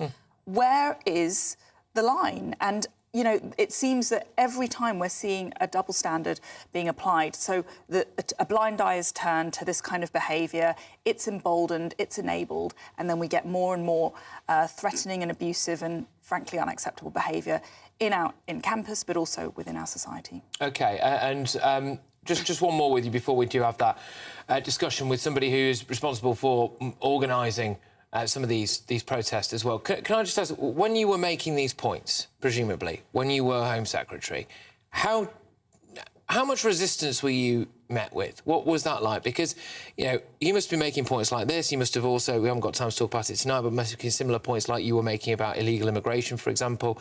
And it did feel a little bit maybe like it was falling on deaf ears. Was it? Well, Patrick, ultimately, I had to leave the government because I wasn't supported on this issue, and I left the government over this issue. I was encouraging a tougher line. I wanted the police to arrest the criminals, not just stand by doing nothing. I wanted stronger political leadership from the Prime Minister to change the laws more urgently. We have an insufficiency of our laws, and, at the end of the day, I wasn't met with the sufficient support, and that's why I had to leave the government. All right, OK. Well, look, stay where you are, that's all right. And Sibella's not going anywhere, because we have found one student, yes, one student, who will speak to her about this conflict in Gaza. So, I mean, we had to really go looking for this, but yes, finally, here we go. Suella Braverman will finally be having a discussion with one of the pro-Palestine protesters, and it happens straight after this. We're GB News, and we come from a proud tradition of British journalism. That's why I'm so excited to be here. It's something so new. The first news channel to be launched in Britain in over 30 years. Launched to represent the views of the British people. To go where other broadcasters refuse to go. How did you find out about the story in the first place? Launched with one aim. To be the fearless champion of Britain. It's an absolutely fantastic atmosphere here. This is GB News. GB News, Britain's news channel. This is GB News, Britain's news channel. In the quaint Derbyshire village of Sudbury, there's a storm brewing between the local football club and the National Trust. This grass field might seem unremarkable, but for hundreds of years it's been part of the Sudbury Hall estate, playing host to the village football and cricket matches. Now the National Trust are planning to put an end to that tradition in the name of biodiversity, with plans for trees and plants where the football club play. Some worry it breaks a memorandum of wishes from the late Lord Vernon, whose family have lived here since 1660. Manager of Sudbury FC Tom Crutchley says he's upset at the decision. Naturally disappointed. We've been here, this is our 9th year. We've put a lot of effort into here to keep playing, to maintain it. I'm from the village originally, so personally it is very upsetting. MP for Derbyshire Dales Sarah Dines says the National Trust aren't respecting the history of the site. I feel they're trampling over the wishes of historic owners who gave up this wonderful site for the nation. And for over 100 years people have played football and cricket here. It's incredibly sad. Incredibly sad, and it's against the wishes of a lot of people locally who've written to me from the village. Sudbury Hall lives under the branding of the Children's Country House, a decision which Dines says is disrespectful to the history of the estate. I mean, this is fake to make it into a children's theme park. It's almost a reimagining, and in fact that's the very words it says on their website. The house is reopened, it's been reimagined. I don't want our heritage to be reimagined. I think the National Trust has been captured by people who have different ideas than most people in this country. Whilst the public will still be able to roam these historic grounds, the village feels like a legacy is being snatched away. Jack Carson, GB News, Sudbury. Join me, Neil Oliver, every Sunday night at 6 p.m. on GB News. And if an hour is not nearly enough for you, go to gbnews.com for special extended episodes online every Friday at 9 p.m, where we can truly get into the nitty-gritty of what's going on. GB News, Britain's news channel. I'm Ellie Costello, and thank you so much for joining us here on GB News, the People's Channel, Britain's news channel. 2024, a battleground year. The year the nation decides. As the parties gear up their campaigns for the next general election. Who will be left standing when the British people make one of the biggest decisions of their lives? Who will rise? And who will fall? Let's find out together. For every moment, the highs, the lows, the twists and turns. We'll be with you for every step of this journey. In 2024, GB News is Britain's election channel.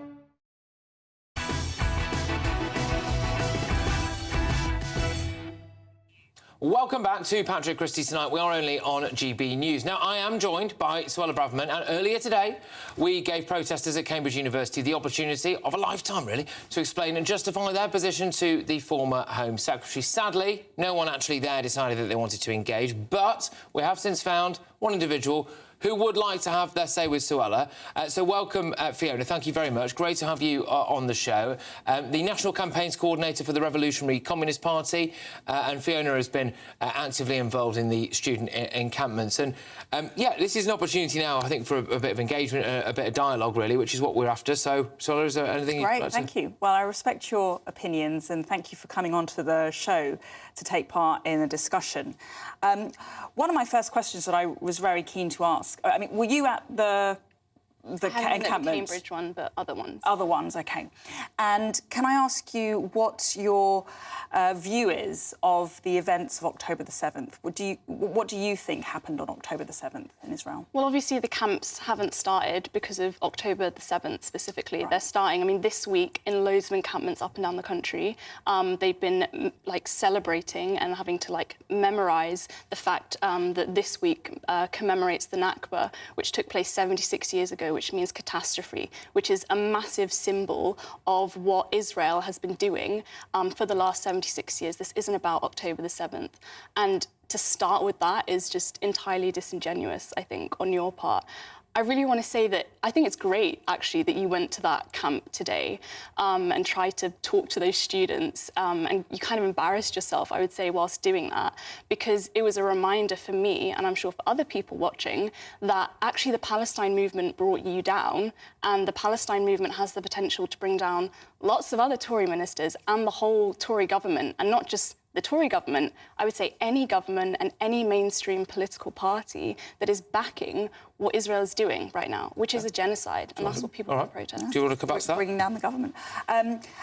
So you're saying your encampment has nothing to do with the events of October the 7th or Israel's response to October the 7th?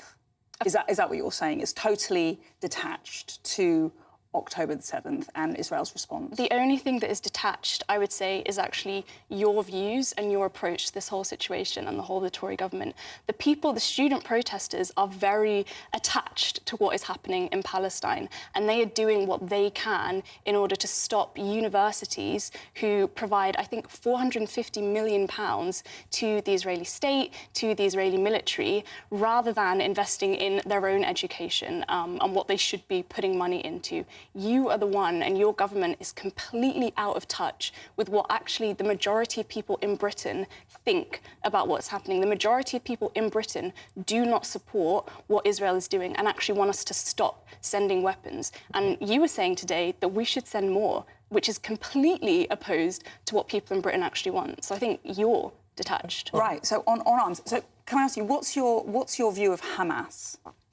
I don't want to talk about Hamas. I want to talk about why. And the reason that you want to talk about Hamas is because you want to keep justifying spending more money for Israel, right? Sunak earlier, a month or two ago, was talking about increasing defence spending to 2.5%. They want to spend loads of money on that, but no money on the NHS, no money on education. You want to cut pensions, you want to cut council budgets. That's what the government that you support is doing, which is causing serious suffering in this country as well. So this is not to do with Hamas, it's not to do with Israel. This is about the Conservative government. Is this an anti-Conservative? You're bringing up Hamas. Of course we're anti-Conservative because the Conservative government is facilitating and supporting a genocide. And not just that, it's also overseeing a horrific set of policies, austerity policies, that are damaging everyone's lives in Britain today. OK. So you have no view on Hamas, and you have no message for Hamas, and you have no I'm not here to connection talk about Hamas. You're not here, right? So No, you don't I have a view. connection to Hamas. OK. And so, what's your message? Do you believe Israel has a right to exist? What is your message to the majority of people in Britain who don't support you, who hate the Tories, who hate you specifically? Right? You went to Cambridge today. You were saying that it's a fair question. I don't want to pile in and look, absolutely, crack on as far as I'm concerned. But she did ask you a direct question there. I think our viewers would like to know: Do you think Israel has a right to exist? I think that's a silly question, to be honest. And I think you're asking the wrong questions. You're asking those questions to distract from the central point that I was making, which is that the reason you don't like these student protesters and you don't like these encampments, one, is because they've already brought you down, but two, it's because of what it represents, which is a growing movement and a growing feeling in this country, which is against the Tories and against any main political parties. You have made that point. I am very interested. Although when I did go there were lots of posters about Israel, there were posters about Palestine, and there were placards about Gaza. So we can't completely ignore the issue about what's happening in Israel and Gaza. Let's talk about it seriously. Let's talk about what the Israeli state has done for the last 76 years. So would you say that Israel has a right to defend itself? Israel does not have the right to do what it is doing right now, which is a genocide, which is the criminal enslavement and trapping people in certain places and then saying, you've got to move somewhere else. The ongoing invasion of Rafah that has been spoken about today, the displacement of millions of people. Of course they don't have the right to do that, and no one thinks they do. And you posing those questions is exactly what makes students in Cambridge think, I don't want to talk to you, I don't want to talk to any war criminal, I want to grow this encampment, I want to grow a movement. It's quite strong stuff. I mean, as far criminal. Yeah, I mean, so you are a war criminal. How would you respond to that? I mean, Well, you made some interesting points there about genocide. So let's focus on that. So the legal definition of genocide is the targeted destruction of a group of people defined by their race, their nationality, their ethnicity, or their religion. In what way would you say that Israel is targeting a group by those standards? Is that serious? In what way is Israel targeting a group? So the killing and the injuring of over 100,000 people already in Palestine to you doesn't feel like a targeted approach towards specific people. And they are aiming to degrade. You don't believe that at all. If I can finish my point to you, because I've listened to you quite a lot. What do you say about the very legitimate aim, I would put to you, that Israel is targeting a terrorist organisation called Hamas and is aiming to degrade, destabilise and even kill Hamas terrorists? No. I disagree with that. I disagree with that completely. And calling it legitimate, you're talking about legal. Even if you want to talk about the legal world, law, whatever, all of those institutions, the International Court of Justice, have also said that legally what is happening and what Israel is doing is a genocide and is moving towards a genocide. Let's stick to facts. I think okay, let's stick to facts. That is actually 40,000 people dead. Fine. More than that, injured. As well. Millions of people displaced. That is the reality. Those are the facts on the ground. Well, again, let's stay with facts. So the International Court of Justice has not said... It doesn't matter at the end of the day. I think it might... I mean, it doesn't. We can argue over specific words. We can argue over specific words. It is a fact that they are enacting a horrific massacre right now. And you talking about Hamas, it's just a smokescreen for their general interests in the region. And it's not just them acting by themselves, is it? America is backing them financially, militarily, and our government is backing them financially, militarily. And students are protesting because they want to stop their universities investing in that entire system. And it's not just the students who are protesting. Obviously, there have been protests all up and down the country, protests that you tried to attack and failed to do, and the protests grew ever since then because you are out of touch with what people actually think and actually want. Well, that's interesting because one of the key things that defined that particular moment, really, of British political history was the hate marches situation. Yeah. Okay. Yes. So, how would you respond to some of the things that have been said there about that? Well, I mean, I just want to correct a few things for the record. So the International Court of Justice, and I think you dismiss them as words and irrelevancies. I don't think what the International Court of Justice says is negligible. The International Court of Justice has not said categorically that Israel is committing genocide. Okay. The International Court of Justice has said that the Palestinian people may have a plausible right to be protected from genocide. No one would disagree with that. But we must be careful about miscommunicating and misrepresenting what the International Court has said. It has not said, and indeed no authority has said, that Israel is committing genocide. Okay. There is no evidence for a genocide. No evidence. The second thing I would also say is that... Is that real? We're going back to the marches. Now, the issue of the marches, of course, everybody has the right to peaceful protest and expressing their views. But what we have seen, and I'd be interested in your views, is anti-Semitism. We've seen from the river to the sea, Palestine will be free. That is an anti-Semitic chant calling for the eradication of Israel, the eradication of Israelis, and the eradication of Jewish people. No, you're a liar.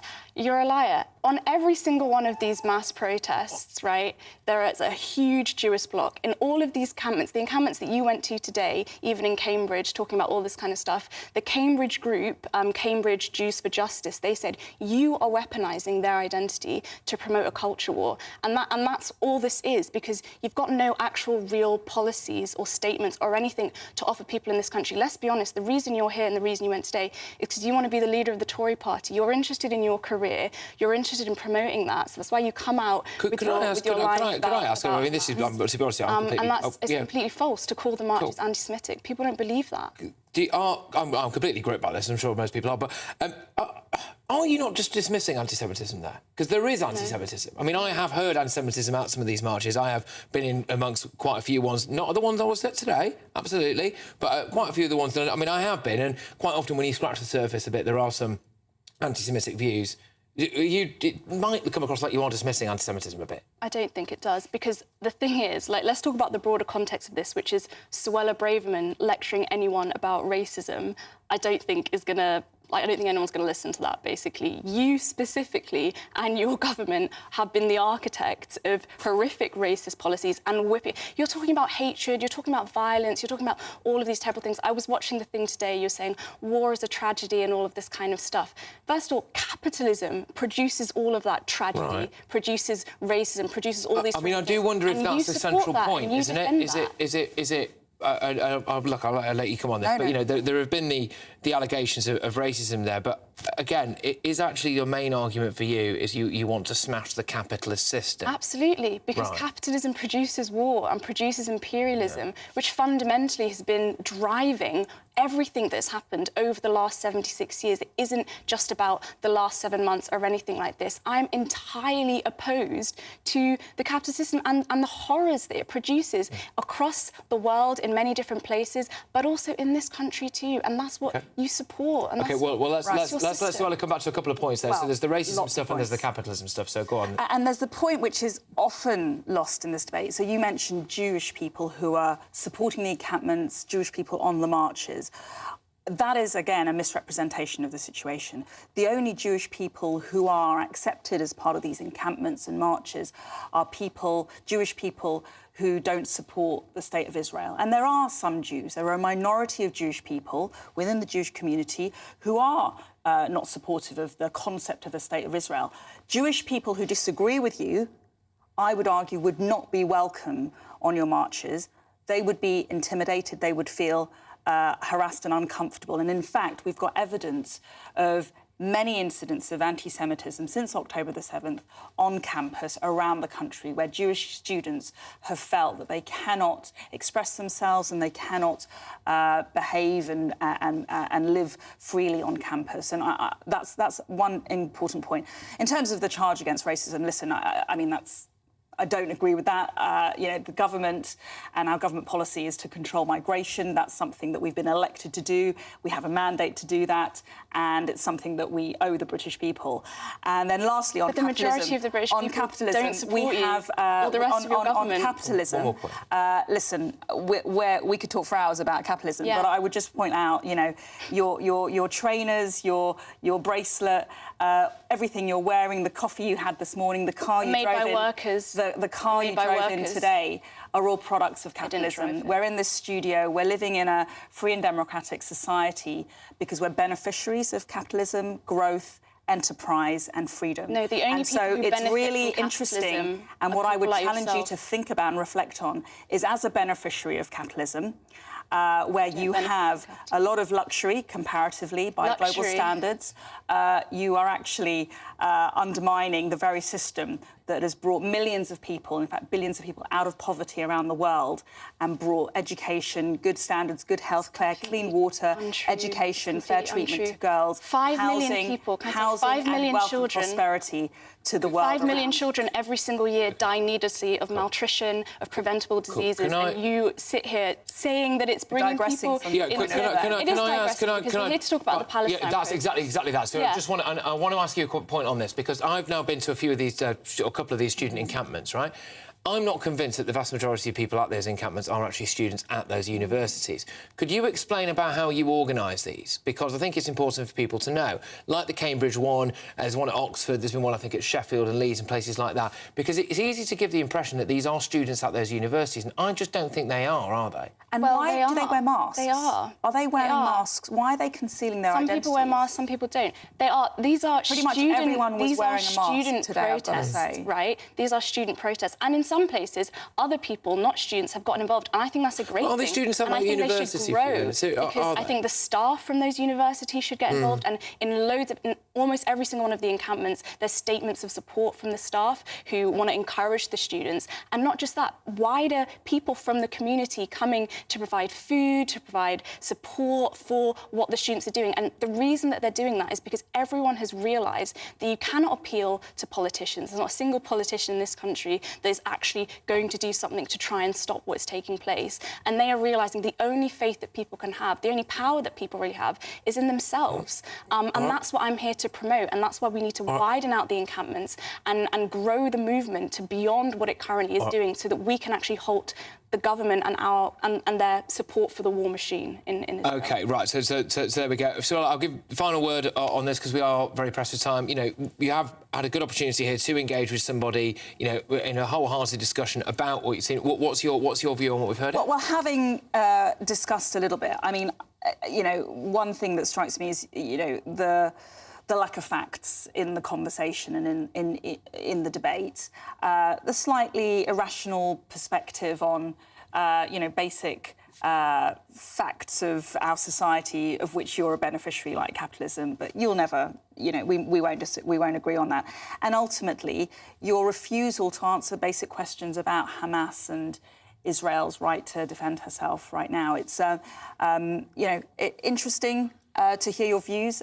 We're not going to agree. I'll give you a fact. 40,000 people killed by Israel, nearly 100,000 injured in the process, millions of people displaced. Not a fact. That is a fact. Could I just ask one more important fact? And you're a liar. Look, one more really important point. Just, it's a yes or no, really, before we go. Does Israel have a right to exist? This is the wrong question that you're asking. Well, OK. I think that's quite tough. And should the hostages be released?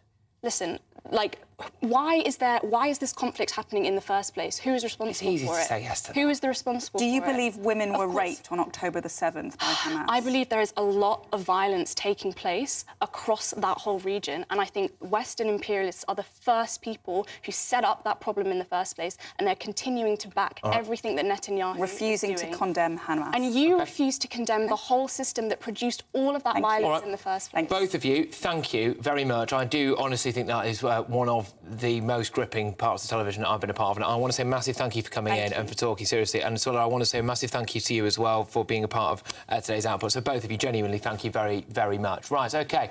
Gosh, well, I would like to just do a little bit of a recap quickly now of some of the things that went on at this Cambridge pro-Palestine student protesters group. And I've just got a little clip for you now. While we play that, I'll bring my panel in.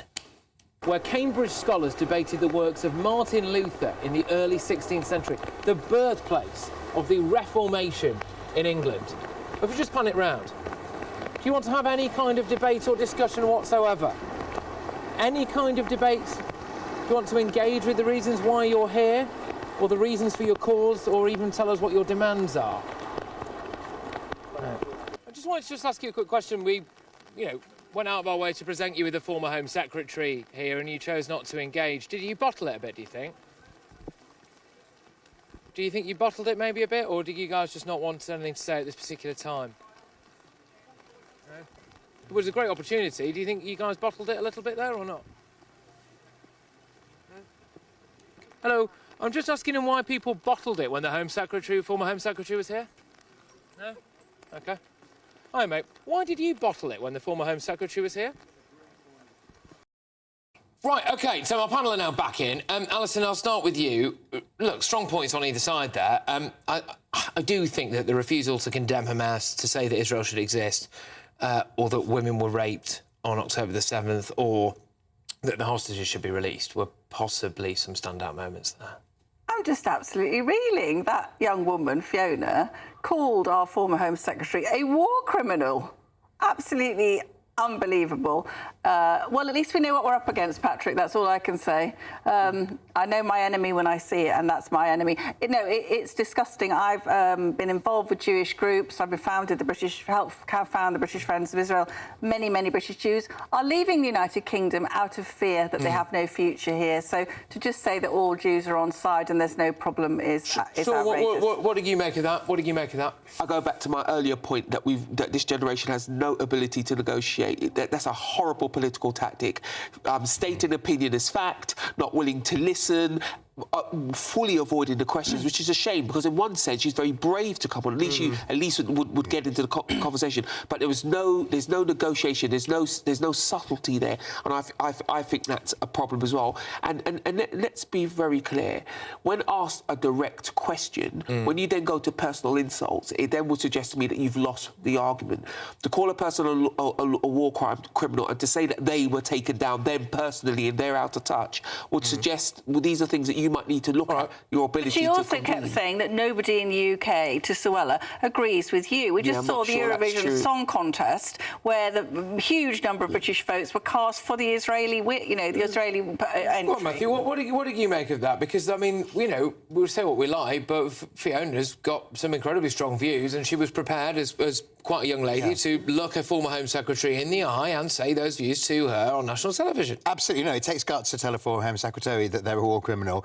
I mean that seriously. It's I'm good on Fiona for coming to put her case. I have to say I completely disagree with her case. And it's as somebody who's on the centre left of politics, the far left of politics always claim the moral high ground. But I don't think you can get the moral high ground there when you won't condemn the hostages, when you won't condemn the taking of the hostages, when you won't say whether or not. If you don't think Israel has a right to exist, state that position, but I think they were disingenuous on those questions. And I have to be reminded that, you know, we're talking about fringe groups with a few hundred members. That isn't to say that I disagree somewhat with Suella, that, you know, I'm more in the, I'm in the line of what the Americans say and President Biden says and that our government says, which is that we need to, that you know, attacking Rafah would be wrong and we need to get more aid in. That's a long way from some of the things Fiona was saying. Yeah, I think I can see how people are going to be picking the bones out of that for a very long time. I can absolutely hear, you know, students around the country, you know, cheering on Fiona there, and I do get that.